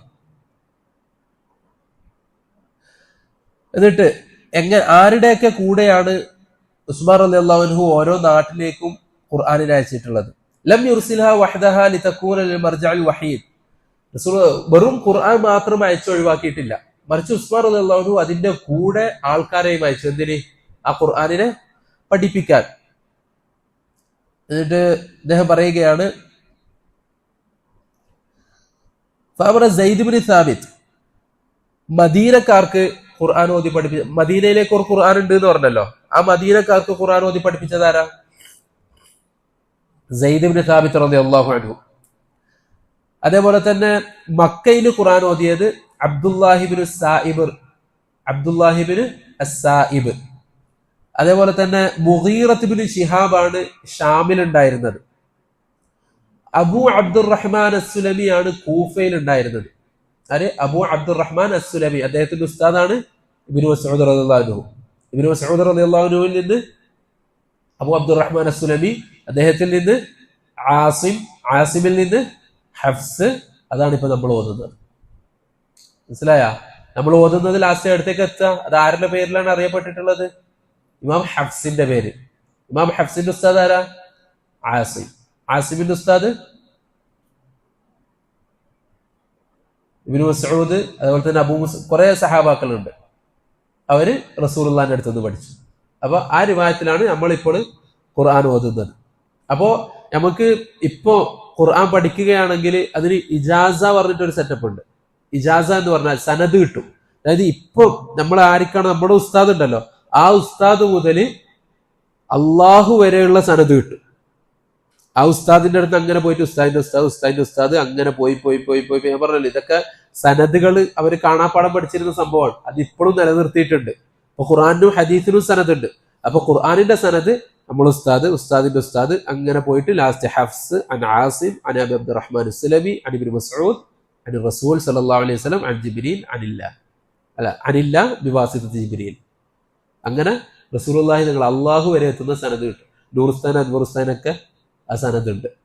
മക്കത്തെ മദീനത്തെ പണ്ഡിതന്മാരുടെ അടുത്ത് അവർ ഓതി കേൾപ്പിച്ചിട്ട് അവർ മുതൽ അള്ളാഹു വരെയുള്ള സനതൊക്കെ നൂറുസ്ഥാൻ്റെ അടുത്തൊക്കെ ഉണ്ട്. അപ്പോൾ പഠിക്കുകയാണെങ്കിൽ അങ്ങനെ വിശദമായിട്ട് നമ്മൾ എന്താക്കണം, പഠിക്കണം. അങ്ങനെ സെയ്ദ് ബിൻ സാബിത്ത് റളിയല്ലാഹു അൻഹുവിനെ മദീനത്തും അബ്ദുല്ലാഹി ഇബ്നു സായിബ് റളിയല്ലാഹു അൻഹുവിനെ മക്കത്ത്, ഇബ്നു ശിഹാബ് ഷാമില്, കൂഫയില് അബു അബ്ദുറഹ്മാൻ അസ്സുലമി, ആമിർ ബിൻ അബ്ദുൽ ഖൈസ് മഅൽ ബസരി, ബസറയിലേക്ക് ആമിർ ബിൻ അബ്ദുൽ ഖൈസിനെയും അയച്ചു. പിന്നെ താബിഈങ്ങൾ അവരിൽ നിന്ന് ഇങ്ങനെ പഠിച്ച് അവരിലേക്ക് വ്യാപിച്ചു. അങ്ങനെയാണ് ഈ അശറ ഖിറാഅത്ത് ഉണ്ടായത്. അശറ ഖിറാഅത്ത് അവരുടെ പേരിൽ അറിയപ്പെടുന്നത്. അതേപോലെ തന്നെ ഖുർആൻ എഴുതുന്ന വിഷയം, അപ്പൊ ഞാൻ പറഞ്ഞല്ലോ ഉസ്മാൻ റളിയല്ലാഹു അൻഹു എഴുതിയത്. അപ്പോൾ പണ്ഡിതന്മാര് ഖുർആനിനെ എഴുതാനും ഇതൊക്കെ, അതായത് മുആവിയ കാലഘട്ടത്തിലാണ് ഖുർആനിന് ഏറ്റവും കൂടുതൽ പണിയെടുത്തത്, ഖുർആനെ ഏറ്റവും കൂടുതൽ നന്നാക്കിയത്. അതേപോലെ തന്നെ ഖുർആനിന് ഹർക്കത്തും പുള്ളിയൊക്കെ ഇടുന്നത്. ഖുർആനിന് ഹർക്കത്ത് ഇടാൻ തുടങ്ങിയത് എപ്പോഴാണ് അറിയോ? മുആവിയ റളിയല്ലാഹു അൻഹുവിന്റെ മോൻ യസീദ്, യസീദിന്റെ മകൻ സെയ്ദ്. അപ്പൊ ഈ സെയ്ദ് ഖുർആൻ ഓതുമ്പോ ഫുള്ള് തെറ്റിച്ചിട്ടാ ഓതുന്നത്. അങ്ങനെ മുആവിയ റളിയല്ലാഹു അൻഹു യസീദിനോട് ചോദിച്ചു, നിന്റെ മകൻ ഫുള്ള് ഖുർആൻ തെറ്റിച്ചിട്ടാ ഓതുന്നത്. അപ്പൊ യസീദ് അബുൽ അസ്വദ് ദുവലി, അബുൽ അസ്വദ് അദ്ദുഅലി എന്ന് പറയുന്ന ആളോട് പറഞ്ഞ് ഈ ഖുർആനിന് ഹർക്കത്തിടണം, ഖുർആനിന് ഹർക്കത്തിടണം എന്ന് പറഞ്ഞു. അതിന് നുക്കത്ത ഇടണം എന്ന് പറഞ്ഞ പുള്ളി. ഹർക്കത്ത് പറഞ്ഞാൽ നമ്മൾ ഇപ്പം കാണുന്ന പോലെ ഈ വരയും ഇതല്ല ഹർക്കത്ത് ഉണ്ടായത്. പണ്ട് ഹർക്കത്ത് പറഞ്ഞാൽ അതും പുള്ളിയായിരുന്നു, കുത്തായിരുന്നു. അപ്പോ രണ്ട് നുക്കുത്തകളുണ്ട്, നുഖ്തത്തുൽ ഇഅ്ജാം, നുഖ്തത്തുൽ ഇഅ്റാബ്. രണ്ട് നുഖ്തകളുണ്ട്, നുഖ്തത്തുൽ ഇഅ്ജാം, നുഖ്തത്തുൽ ഇഅ്റാബ്. നുഖ്തത്തുൽ ഇഅ്റാബ് എന്ന് പറഞ്ഞാല് ഈ ആയത്തിന്റെ അവസാന ഭാഗങ്ങളിൽ ഫതഹും കസ്റും ദമ്മൂട. ഫതഹും കസ്റും ദമ്മൂട എന്ന് പറഞ്ഞാൽ നമ്മളെ ഇപ്പം കാണുന്ന പോലത്തെ ഫതഹും കസ്റും ദമ്മല്ല. ഇതെന്താക്ക, ഫതഹ് ആണെങ്കിൽ മുകളിൽ ഒരു പുള്ളി, മുകളില് ഒരു പുള്ളി, കസ്റാണെങ്കിൽ താഴെ ഒരു പുള്ളി, ദമ്മാണെങ്കിൽ അവസാനത്തിലൊരു പുള്ളി. മനസ്സിലായ? അങ്ങനെ പുള്ളി ഇടാം. ഇനി തൻവീനാണെങ്കിലും ഫതഹ ആണെങ്കിൽ തൻവീനാണെങ്കിൽ മുകളിൽ രണ്ട് പുള്ളി, കസ്ർ തൻവീന് താഴെ രണ്ട് പുള്ളി, ദമ്മ് തൻവീന് മുമ്പിൽ അതിന്റെ അവസാനം കഴിഞ്ഞിട്ട് രണ്ട് പുള്ളി. അപ്പൊ ഖുർആൻ അന്ന് കറുപ്പ് മഷിയിൽ മാത്രമാണ് എഴുതിക്കൊണ്ടിരുന്നത്. അപ്പോ അബുൽ അസ്വദ് ദുവലി പറഞ്ഞ് അദ്ദേഹം ശിഷ്യന്മാരോട് പറഞ്ഞു, ഞാൻ ഓതുമ്പോ ആയത്തിന്റെ അവസാനത്തിൽ ഞാൻ ഫതഹാണ് ഓതുന്നതെങ്കിൽ നിങ്ങൾ മുകളിൽ ഒരു പുള്ളി ഇടണം, ഞാൻ കസ്റിലാണ് അവസാനിപ്പിക്കുന്നതെങ്കിൽ താഴെ പുള്ളി ഇടണം, ദമ്മിൽ അവസാനിപ്പിച്ചാൽ അതിന് ശേഷം പുള്ളി ഇടണം. അത് നുഖ്തത്തുൽ ഇഅ്റാബ്. ഇഅ്റാബ് അറിയാലോ, നഹ്വ് അറിയില്ല, ഗ്രാമറിൽ ഇഅ്റാബും ഇതൊക്കെ ഉണ്ടല്ലോ. അപ്പോ ഇഅ്റാബ് ആണ് ഈ ആയത്തിന്റെ അവസാനങ്ങൾക്കുള്ളതിനാണ് ഇഅ്റാബ് എന്ന് പറയാം. അതാണ് നുഖ്തത്തുൽ ഇഅ്റാബ്. അങ്ങനെ അബുൽ അസ്വദ് ദുവലി ആദ്യം അംഗീകരിച്ചിട്ടില്ല, പറഞ്ഞ് ഇല്ല, സഹാബാക്കൾ ആരും ചെയ്യാത്തത് ചെയ്യൂല. അപ്പം പറഞ്ഞു, അദ്ദേഹം പോകുന്ന വഴിയിൽ ഒരാളോട് ഇരിക്കാൻ പറഞ്ഞു, എന്നിട്ട് ഖുർആൻ തെറ്റിച്ചോതാൻ പറഞ്ഞു. അയാൾ ഓതി, ഇന്നല്ലാഹ ബരീഉം മിനൽ മുശ്രികീന വറസൂലുഹു. അങ്ങനെയാണ് ഖുർആനിലുള്ളത്. അള്ളാഹുവും അവന്റെ റസൂലും മുശ്രിക്കീകളെ തൊട്ടു ബരി ആണ്, മുശ്രിക്കീകൾ ചെയ്യുന്നതിൽ നിന്നും അവര് ബരി ആണ് എന്നാണ് ആയത്ത്. മൂപ്പരെങ്ങനെ ഓതി അറിയോ? ഇന്നല്ലാഹ ബരീഉം മിനൽ മുശ്രികീന വറസൂലിഹി. അങ്ങനെ ഓതി, ലാമിനെ കസ്റിട്ടിട്ട് ഓതി. അപ്പം മുശ്രിക്കീൻ എന്നുള്ളതിന് ഇഅ്റാബ് എന്താ? ജറാണുള്ളത്. അപ്പൊ റസൂലിനും ജറ് കൊടുത്ത് അത്ഫാക്കിയിട്ട്, അപ്പൊ റസൂൽ എന്തായി? മുശ്രിക്കുകളുടെ കൂടെയായി.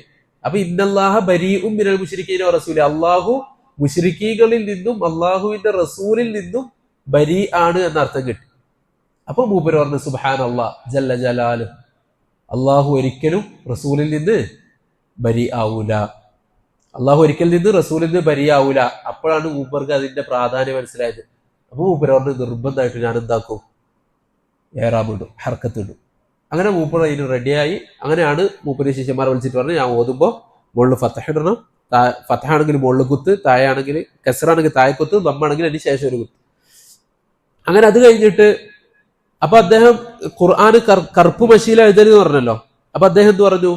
ഈ ഹർക്കത്തുകൾ എന്താക്കണം? ചുവപ്പ് മഷിയിൽ കുത്തിടാൻ പറഞ്ഞു. ചുവപ്പ് മഷീനെ കൊണ്ട് ഇടണം എന്ന് പറഞ്ഞു. അപ്പൊ ചുവപ്പ് മഷിയിലാണ് എന്ത് ഇട്ടിട്ടുള്ളത്? ഇഅ്റാബ് ഇട്ടിട്ടുള്ളത്. അപ്പൊ നുഖ്തത്തുൽ ഇഅ്റാബ് ഒന്നാമത്തെ പുള്ളി എന്താ? നുഖ്തത്തുൽ ഇഅ്റാബ്. രണ്ടാമത്തെ പുള്ളി നുഖ്തത്തുൽ ഇഅ്ജാം. നുഖ്തത്തുൽ ഇഅ്ജാം എന്ന് പറഞ്ഞാല് ആ അക്ഷരത്തെ അറിയിക്കാനുള്ള പുള്ളി. അതിനുശേഷം ആണ് ഈ നുഖ്തത്തുൽ ഇഅ്ജാമിന്റെ സംഭവം നടക്കുന്നത്. യഹ്യ ബിൻ യഅ്മർ, അതേപോലെ തന്നെ നസ്ർ ബിൻ ആസിം, ഹജ്ജാജ് ബിൻ യൂസുഫിന്റെ കാലത്ത് യഹ്യ ബിൻ യഅ്മർ, നസ്ർ ബിൻ ആസിം, ഈ രണ്ടു കൂട്ടരാണ് നുഖ്തത്തുൽ ഇഅ്ജാമിന് വേണ്ടിയിട്ട് ഏർപ്പാടാക്കുന്നത്. അതായത് ഞാൻ പറഞ്ഞല്ലോ, ഉസ്മാൻ റളിയല്ലാഹുവിന്റെ കാലത്ത് ഫതസബ്ബതു ഫതബയ്യനു എങ്ങനെയുള്ളത്?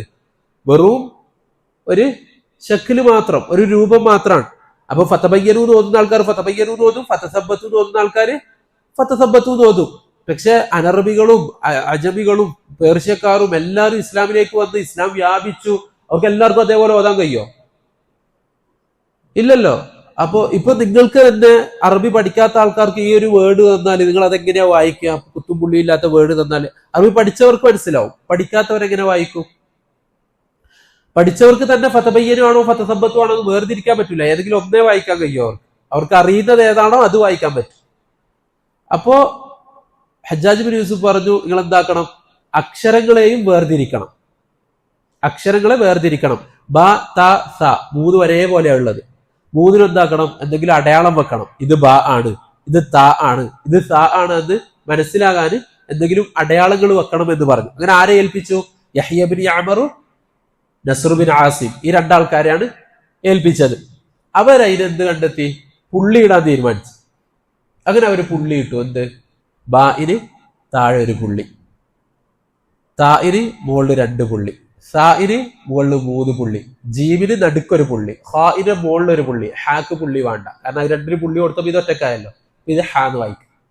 ഖാഫ് ഫ, ഖാഫിന് 2 പുള്ളി, ഫാക്ക് 1 പുള്ളി. ത വ ഒന്നൊരു പുള്ളി, ഒന്നൊരു പുള്ളിയില്ല. സാദ് ദാദ് ഒന്നൊരു പുള്ളിയുണ്ട്, ഒന്നും പുള്ളിയില്ല. അങ്ങനെയൊക്കെ. നൂന് മുകളിൽ ഒരു പുള്ളി. അങ്ങനെ അവരെന്താക്കി? പുള്ളി ഇട്ടു. അതിനാണ് നുഖ്തത്തുൽ ഇഅ്ജാം എന്ന് പറയാ. നുഖ്തത്തുൽ ഇഅ്റാബ് ഖുർആനിന്റെ ഈ ശക്ലുമായിട്ട് ബന്ധമില്ലാത്തതാണ്. നുഖ്തത്തുൽ ഇഅ്റാബ് പുറത്തുള്ളതാണ്. അതുകൊണ്ട് ചുവപ്പ് മഷിയിലാണ് അത് അടയാളപ്പെടുത്തിയത്. പക്ഷെ നുഖ്തത്തുൽ ഇഅ്ജാം പണ്ഡിതന്മാർ പറഞ്ഞു, അവരെന്ത് തീരുമാനിച്ചു? നുഖ്തത്തുൽ ഇഅ്ജാം എന്താണ്? ഈ അക്ഷരത്തിന്റെ അടിസ്ഥാനമാണത്. ആ പുള്ളി ഇട്ടാലേ ബാന്ന് വായിക്കാൻ പറ്റൂ.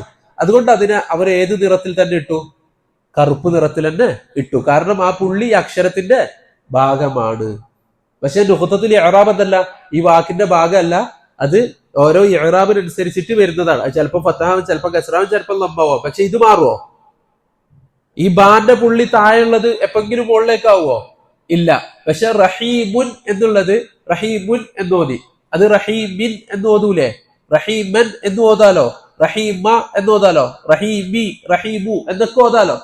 അതുകൊണ്ട് ആ താരി ആയിട്ട് വരുന്നത്, ആരിലായിട്ടുള്ളതിന് ചുവപ്പ് കളറിലും സ്ഥിരമായിട്ട് നിൽക്കുന്ന ഇത്, അത് അക്ഷരത്തിന്റെ ഖുർആനിന്റെ ഭാഗമാണ് എന്നുള്ളത് കൊണ്ട്, ആ അക്ഷരങ്ങളുടെ ഭാഗമാണ് എന്നുള്ളത് കൊണ്ട് അതിനെ കറുപ്പ് നിറത്തിലും ആക്കി. അതേപോലെ തന്നെ അതേ കാലഘട്ടത്തിലാണ് ഖുർആനിനെ ആയത്തായിട്ട് ഇവർ വേർതിരിച്ചിരുന്നില്ല. ഇവർക്കറിയാം ആയത്താണ്, പക്ഷെ അതിന് അടയാളപ്പെടുത്തിയിരുന്നില്ല. നമ്മളെ ഇപ്പോൾ ഉള്ളത് പോലെ നല്ല വട്ടത്തിൽ നല്ല ഡിസൈൻ ആക്കിയിട്ട് ഓരോ ആയത്തിന്റെ നമ്പർ അങ്ങനെ ഇല്ല. ഒരു 5 ആയത്ത് കഴിഞ്ഞാൽ അവര് ഹാന്നിടും, ഹുമുസ്. 5 ആയത്ത് കഴിഞ്ഞ് 10 ആയത്തായാല് അയിനിടും, ഫിഷർ. മനസ്സിലായ? 10 ആയത്തായി. അങ്ങനെയാണ് ഇട്ടുകൊണ്ടിരുന്നത്. അത് പിന്നെ വിപുലീകരിച്ചിട്ട് ഓരോ നാട്ടിലും അങ്ങനെ ഓരോ രാജ്യക്കാരും എല്ലാവരും എന്താക്കി? അവരുടെ ഭരണം വരുമ്പോൾ അവരെന്താക്കി? ഖുർആനിൽ പണിയെടുക്കാൻ തുടങ്ങി. അതായത് അവരുദ്ദേശിക്കുന്നത് ഹൈറ് മാത്രമാണ്, നാളെ ആഖിറത്തിലേക്ക് എന്തെങ്കിലും കിട്ടണം എന്നുള്ള നിലക്ക്. ഇപ്പോഴും എല്ലാ ഭരണാധികാരികളും എന്താ ചെയ്യുക? ഖുർആൻ പ്രിന്റിംഗ് പ്രസ് തുടങ്ങുക. എല്ലായിടത്തും ഉണ്ട് ഖുർആൻ പ്രിന്റിംഗ് പ്രസ്. എത്രത്തോളം എന്ന് വെച്ചാൽ മദീനയിൽ ഖുർആൻ പ്രിന്റിംഗ് പ്രസ് തുടങ്ങുന്നതിന്റെ മുമ്പ്, ഞാൻ നേരത്തെ പറഞ്ഞ ഉസ്താദ് ഉണ്ടല്ലോ ബർഹജി, അദ്ദേഹം നമ്മളോട് പറഞ്ഞിട്ടുണ്ട്, അദ്ദേഹം ഖുർആൻ പഠിച്ചത് ഹാഫിളായത് പാകിസ്ഥാനി പ്രിന്റിൽ നിന്നാണ്. പാകിസ്ഥാനിൽ ഇത് പ്രിന്റ് ചെയ്ത ഖുർആനിലാണ് അദ്ദേഹം ഹിഫ്ള് പഠിച്ചത്, എവിടെ? മസ്ജിദ് നബവിയിൽ. അപ്പൊ അവിടെ പോലും ഇവിടെ നിന്നാണ് ഖുർആനും പോയിക്കൊണ്ടിരുന്നത്, തുർക്കിന്ന്, മിസ്രിന്ന്. അവിടേക്കാണ് ആദ്യം പ്രിന്റിങ് തുടങ്ങിയത്. ആദ്യം ഈ എപ്പോഴും എല്ലാവരും എഴുത്തായിരുന്നു, ആവശ്യമുള്ളവരൊക്കെ പോയിട്ട് എഴുതും. ആ എഴുത്തിന്റെ ഒക്കെ കോപ്പി ഇപ്പോൾ ഉള്ളത് ആരടുത്ത് അറിയോ? ഓറിയന്റലിസ്റ്റുകളുടെ കയ്യിലാണ് അധിക കോപ്പികളും ഉള്ളത്. മുസ്ലിം പണ്ഡിതന്മാർ, അപ്പോ അത് കയ്യിലുള്ള ആൾക്കാര് മുസ്ലിം പണ്ഡിതന്മാർ പോയിട്ട് ചോദിച്ചപ്പോൾ അവർക്ക് കൊടുത്തിട്ടില്ല. തുർക്കിയിലും മിസ്രിലൊക്കെ ഖുറാന്റെ കോപ്പികൾ കയ്യിലുള്ള ആൾക്കാര് മുസ്ലിം പണ്ഡിതന്മാരും ആലിമീകളും പോയിട്ട് ചോദിച്ചപ്പോൾ അവർക്ക് കൊടുത്തിട്ടില്ല. നമ്മളെ ഉസ്താദ് ഷേഖ് ബഷീർ അൽ ഹിമ്യരി അദ്ദേഹം പറയാ, എന്നിട്ട് ഓറിയന്റലിസ്റ്റുകൾ അവർക്ക് ഒന്നുകിൽ അതിൽ തെറ്റുകൾ വരുത്താൻ, മാറ്റങ്ങൾ വരുത്താൻ, ഇല്ലെങ്കിൽ അതിനെ പഠിച്ച് വിമർശിക്കാൻ, അതിനൊക്കെ വേണ്ടിയിട്ട് അവർ ഡോളർ കൊടുത്തിട്ട് എന്താക്കി ഖുറാന്റെ കോപ്പികൾ വാങ്ങി. അപ്പൊ ഇപ്പൊ ഉള്ളത്, അപ്പൊ അവർ നല്ലോണം വായിക്കും. അപ്പൊ എന്നിട്ട് അതിനകത്ത് കുറെ ബുക്കുകൾ ഉണ്ടാവും. അവർ മരിക്കുമ്പോൾ അവരെന്താക്കും, അവരുടെ വീട് ഒരു ലൈബ്രറി ആയിട്ട്, പൊതു ലൈബ്രറി ആയിട്ട് അവർ കൊടുക്കും, പൊതു ലൈബ്രറി ആയിട്ട്. അങ്ങനെയുള്ള പല ഓറിയന്റലിസ്റ്റുകളുടെയും പൊതു ലൈബ്രറികളിലാണ് ഇപ്പൊ ഖുർആാനിന്റെ പല എഴുത്തു കോപ്പികളും ഉള്ളത്. ഇപ്പോഴും നമുക്ക് പോയാൽ കാണാൻ സാധിക്കും. ഉസ്താദ് ഇതിനു വേണ്ടി മാത്രം ഇരിക്കുന്ന ഒരു വ്യക്തിയാണ് ഷെയ്ഖ് ബഷീർ അൽ ഹിമ്യരി എന്ന് പറയും. നിങ്ങൾ അടിച്ചു നോക്കിയാൽ തിരിയും. അദ്ദേഹം ഇതിനു വേണ്ടി മാത്രം ഇരിക്കുന്ന, അതുകൊണ്ട് അദ്ദേഹം എവിടെയൊക്കെ ഖുർആന്റെ കോപ്പികളുണ്ടോ അവിടെയൊക്കെ അതിനുവേണ്ടി മാത്രം യാത്ര ചെയ്തിട്ട് അതൊക്കെ നേരിൽ കാണുകയും അതിനൊക്കെ പറ്റി പഠിക്കുകയും ചെയ്തിട്ടുണ്ട്. അപ്പോ പണ്ഡിതന്മാർ ഇതേപോലെ തന്നെ അബ്ദുല്ലാഹിനേക്കാൾ വിശാലമായിട്ടുള്ളതാണ് ഹർഫുകളുടെ എണ്ണം. ഒരു സൂറത്തിൽ എത്ര ഹർഫ് ഉണ്ട് എന്ന് വരെ പണ്ഡിതന്മാർ എണ്ണി എഴുതി വെച്ചിട്ടുണ്ട്. ഒരാൾക്കും അത് കൂട്ടാനോ കുറക്കാനോ കഴിയൂല. മനസ്സിലായോ? ഒരു സൂറത്തിൽ ഇപ്പൊ വൽ അസ്റിൽ എത്ര ഹർഫുകൾ ഉണ്ട് എന്ന് പണ്ഡിതന്മാർ എന്താക്കിയിട്ടുണ്ട്, എഴുതി വെച്ചിട്ടുണ്ട്. അപ്പൊ വതവാസൗ ബിൽ ഹഖ്, അവിടെ വാവിന് ശേഷം അലിഫിട്ടിട്ട് എഴുതണോ, വാവിന്റെ മുകളിൽ ചെറിയ അലിഫാണ് എഴുതേണ്ടത്, വലിയ അലിഫ് ഇല്ലാതെയാണോ എഴുതേണ്ടത്, അതും പണ്ഡിതന്മാർ എന്താക്കിയിട്ടുണ്ട്, എഴുതി വെച്ചിട്ടുണ്ട്. റസ്മ ഉസ്മാനിയിൽ ഇത്ര അക്ഷരങ്ങളാണ് ഉള്ളത്. അപ്പൊ അവര് എഴുതിയിട്ട് അക്ഷരം ഇട്ടു, ഇത് നോക്കും എവിടെയാണ് എന്താണ് കുറവ്, അക്ഷരം കുറവുണ്ട്, എവിടെയാണ് കുറവ്. അപ്പൊ വതവാസൗ ബിൽ ഹഖ് എന്നുള്ളിടത്ത് വാവിന് ശേഷം അലിഫ് ഇടാനുണ്ട്, ഇല്ലെങ്കിൽ അക്ഷരം കൂടുതലുണ്ട്, അപ്പൊ എവിടെയാണ് കൂടിയത്, വതവാസൗവിന്റെ ശേഷം വാവിന്റെ ശേഷം നമ്മൾ അലിഫ് ഇട്ടിട്ടുണ്ട്. അലിഫ് റസ്മ ഉസ്മാനിയിലില്ല. അതാണ് റസ്മ ഉസ്മാനി. റസ്മ ഉസ്മാനി എന്ന് പറഞ്ഞാൽ ഉസ്മാൻ റളിയല്ലാഹു അൻഹു പ്രത്യേകം ഉണ്ടാക്കിയ റസ്മാണോ? റസൂലുള്ള എഴുതിയ അതേ റസ്മാണ് ഉസ്മാൻ റളിയല്ലാഹു അൻഹു എഴുതിയത്. റസൂലുള്ള എഴുതാൻ പറഞ്ഞ അതേ റസ്മാണ് ഉസ്മാൻ റളിയല്ലാഹു അൻഹു എഴുതിയത്. പക്ഷെ അത് ഉസ്മാൻ റളിയല്ലാഹു അൻഹുവിന്റെ പേരിൽ അറിയപ്പെടാൻ കാരണം അദ്ദേഹമാണ് അതിനുവേണ്ടി കൂടുതൽ പണിയെടുത്തത്. അതുകൊണ്ടാണ് അദ്ദേഹത്തിന്റെ പേരിൽ അറിയപ്പെട്ടത്. ഇത് വളരെ ചുരുങ്ങിയിട്ടുള്ള ഏറ്റവും ബേസിക് ആയിട്ടുള്ള കാര്യങ്ങളാണ്. ഇതിന്റെ മുകളിൽ ഒരുപാട് പഠിക്കാനുണ്ട്. ഇതൊന്നുമല്ല നമ്മൾ ഈ 2 മണിക്കൂർ എടുത്തത്, 10 മണി, ഈ 2-2.5 മണിക്കൂർ പറഞ്ഞ വിഷയങ്ങളുണ്ടല്ലോ, ഇതൊന്നുമല്ല ഏറ്റവും ബേസിക് ആയിട്ടുള്ള കാര്യം. ഒരു മുസ്ലിം എന്നുള്ള നിലക്ക് നമുക്ക് അറിയേണ്ട അടിസ്ഥാനപരമായിട്ടുള്ള കാര്യം, നമ്മൾ ഓതുന്ന ഖുർആൻ അത് എവിടെ നിന്ന് നമ്മളിലേക്ക് എത്തി, അത് എങ്ങനെ നമ്മളിലേക്ക് എത്തി എന്നൊന്നും അറിയണമല്ലോ ഒരു മുസ്ലിം. ഖുർആൻ ഒരു യഥാർത്ഥ മുസ്ലിം ആണെങ്കിൽ ഖുർആൻ പാരായണം ചെയ്തിട്ട് അയാളൊന്ന് അന്വേഷിക്കുമല്ലോ ഇതെങ്ങനെ നമ്മളിലേക്ക് എത്തിയത് ഖുർആൻ. അപ്പൊ അതിനെപ്പറ്റി ഏറ്റവും ബേസിക് ആയിട്ടുള്ള കാര്യമാണ്. ഇതിനെപ്പറ്റി ഇനിയും വിശാലമായിട്ട് പഠിക്കാനുണ്ട്. അള്ളാഹു സുബ്ഹാനഹു വ തആല നമുക്ക് ആ ഇൽമിന്റെ വാതിൽ അള്ളാഹു നമുക്ക് തുറന്നു തരട്ടെ. വിശാലമായിട്ട് പഠിക്കാനും ജീവിതത്തിൽ പ്രാവർത്തിക്കാനും ആക്കാനും അള്ളാഹു തൗഫീക്ക് തരട്ടെ. അപ്പൊ അതേപോലെ തന്നെ ഞാൻ പറഞ്ഞു വന്നത്, അപ്പൊ ഈ ഖുർആന്റെ എഴുത്ത് പ്രതികൾ മുമ്പ് അതാണ് ഉണ്ടായിരുന്നത്. അങ്ങനെ തുർക്കിയിലും മിസ്റിലൊക്കെയാണ് എന്താക്കിയത്, ആദ്യമായിട്ട് ഖുർആൻ പ്രിന്റ് ചെയ്തത്. അങ്ങനെ പ്രിന്റ് ചെയ്യാനുള്ള അഭിപ്രായം പറഞ്ഞപ്പോ അവർ പറഞ്ഞു, ഇതില് വേറെ എന്തൊക്കെ പ്രിന്റ് ചെയ്യുന്ന മെഷീനാണ് നമ്മളുടെ അടുത്തുള്ളത്. നമ്മള് പത്രങ്ങള്, സ്ത്രീകളുടെ ഫോട്ടോ എല്ലാം നമ്മൾ പ്രിന്റ് ചെയ്യാറുണ്ട്. അതിലെന്താക്കാൻ പറ്റൂല, ഖുർആനിനെ പ്രിന്റ് ചെയ്യാൻ പറ്റൂല. അങ്ങനെ അവർ അതിന് പ്രത്യേകം പ്രിന്റിങ് തുടങ്ങി. അങ്ങനെ തുർക്കിയിൽ പ്രിന്റ് ചെയ്തിട്ടുള്ള, അങ്ങനെ തുർക്കിയിൽ പ്രിന്റ് ചെയ്തപ്പോൾ അവരെന്താക്കി, ഈ പണ്ഡിതന്മാരുടെ കിതാബുകളൊക്കെ വെച്ചിട്ട് അതിൽ പറഞ്ഞ അതേപോലെ പ്രിന്റ് ചെയ്തു. പ്രിന്റ് ചെയ്തു. പിന്നെ അത് വെച്ചിട്ടാണ് ബാക്കിയുള്ള പ്രിന്റിംഗ് പ്രസ്സുകൾ മുഴുവനും ആ ഖുർആനിനെ അടിസ്ഥാനമാക്കിയിട്ടാണ് പിന്നെ പ്രിന്റിംഗ് പ്രസ് തുടങ്ങിയത്. മദീനത്തെ പ്രിന്റിംഗ് പ്രസ് പോലും ഈ ഖുർആനിനെ അടിസ്ഥാനമാക്കിയിട്ടാണ് തുടങ്ങിയിട്ടുള്ളത്. കാരണം അവരെന്താക്കിയിട്ടുണ്ട്, പണ്ഡിതന്മാരുടെ കിതാബുകൾ വെച്ചിട്ട് അതിനനുസരിച്ചിട്ടാണ് അവർ ആയത്തുകൾ തീരുന്നതും ആയത്തുകൾ തുടങ്ങുന്നതും അക്ഷരങ്ങളും എല്ലാം ശ്രദ്ധിച്ചിട്ടാണ് പ്രിന്റ് ചെയ്തിട്ടുള്ളത്. അതേപോലെ തന്നെ സഹാബാക്കളുടെ കാലത്തും താബികളുടെ കാലത്തൊക്കെ അവർ ഖുർആനോടുള്ള ബഹുമാനം കാരണം വെള്ളി കൊണ്ട് സ്വർണം കൊണ്ടൊക്കെ ഖുർആൻ എഴുതും. അതുപോലെ തന്നെ ചെറിയ ഖുർആൻ ഉണ്ടല്ലോ, ചെറിയ എഴുത്ത്. ഒരിക്കൽ ഒരാളിങ്ങനെ ചെറിയ എഴുത്ത് എഴുതുന്നുണ്ടപ്പോൾ ഉമർ റളിയല്ലാഹു വന്നിട്ട് അയാളെ തലക്കൊരു അടി കൊടുത്തു. ഇത് ഖുർആനല്ലേ, ബഹുമാനിക്കാനുള്ളത്, തമാശയും കളിയാണോ? ചെറിയ ഖുർആനാക്കിയിട്ട് കീച്ചൈനാക്കിയിട്ട് നടക്കുക, കീച്ചൈനാക്കാനുള്ളതാ ഖുർആൻ? എന്തുപകാരം ആ ഖുർആനെ കൊണ്ട്? ഖുർആന്റെ കളിയാക്കലാണ്, ഇഹാനത്താണ്, നിസ്സാരവൽക്കരിക്കലാണ്. ഖുറാന്റെ കീച്ചേൻ ആക്കിയിട്ട് താക്കോലിന്റെ കൂടെ കൂട്ടിയിട്ടിട്ട് പോകുന്നിടത്തെല്ലാം കൊണ്ടുപോവുക. ബാത്റൂമിലോ എവിടെയൊന്നുമില്ല, എല്ലായിടത്തും വെക്കുക. സാധാരണ എല്ലാം വെക്കുന്നിടത്ത് കച്ചറയിൽ വെക്കുക. ഇതൊക്കെ ഖുർആാനോടുള്ള അപമര്യാദയാണ്. ഖുർആാനോട് മര്യാദയോടുകൂടി പെരുമാറണം. അപ്പൊ പണ്ഡിതന്മാർ എന്താക്കിയിട്ടുണ്ട്, സ്വർണം കൊണ്ടൊക്കെ ഖുർആൻ എഴുതിയിട്ടുണ്ട്. ചില പണ്ഡിതന്മാർ പറഞ്ഞു സ്ത്രീകൾക്ക് എഴുതാം, ആണുങ്ങൾക്ക് സ്വർണം കൊണ്ട് എഴുതിയ ഖുർആൻ ഉപയോഗിക്കാൻ പറ്റൂല, വെള്ളി കൊണ്ട് ആണുങ്ങൾക്ക് എഴുതാൻ പറ്റും, അതനുസരിച്ച് ഉപയോഗിക്കാൻ പറ്റുന്നത്. അങ്ങനെ വിശാലമായ ചർച്ചകളാണ്, പല ചർച്ചകളുണ്ട്, പലതും പഠിക്കാനുണ്ട്. അല്ലാഹു സുബ്ഹാനഹു വ തആല നമ്മുടെ ഇൽമിനെ അധികരിപ്പിച്ചു തരട്ടെ, നമ്മുടെ ഇൽമിനെ ഉപകാരപ്രദമായ ഇൽമാക്കി തരട്ടെ. أقول قولي هذا أستغفر الله لي ولكم ولجميع المسلمين والمسلمات. اللهم اغفر للمؤمنين والمؤمنات والمسلمين والمسلمات والأحياء منهم والأموات. اللهم أجرنا من النار، اللهم أجرنا من النار، اللهم أجرنا وأجر والدينا من النار. ربنا آتنا في الدنيا حسنة وفي الآخرة حسنة وقنا عذاب النار. ربنا تقبل منا إنك أنت السميع العليم وتب علينا إنك أنت التواب الرحيم. آمين برحمتك يا أرحم الراحمين. السلام عليكم ورحمة الله وبركاته.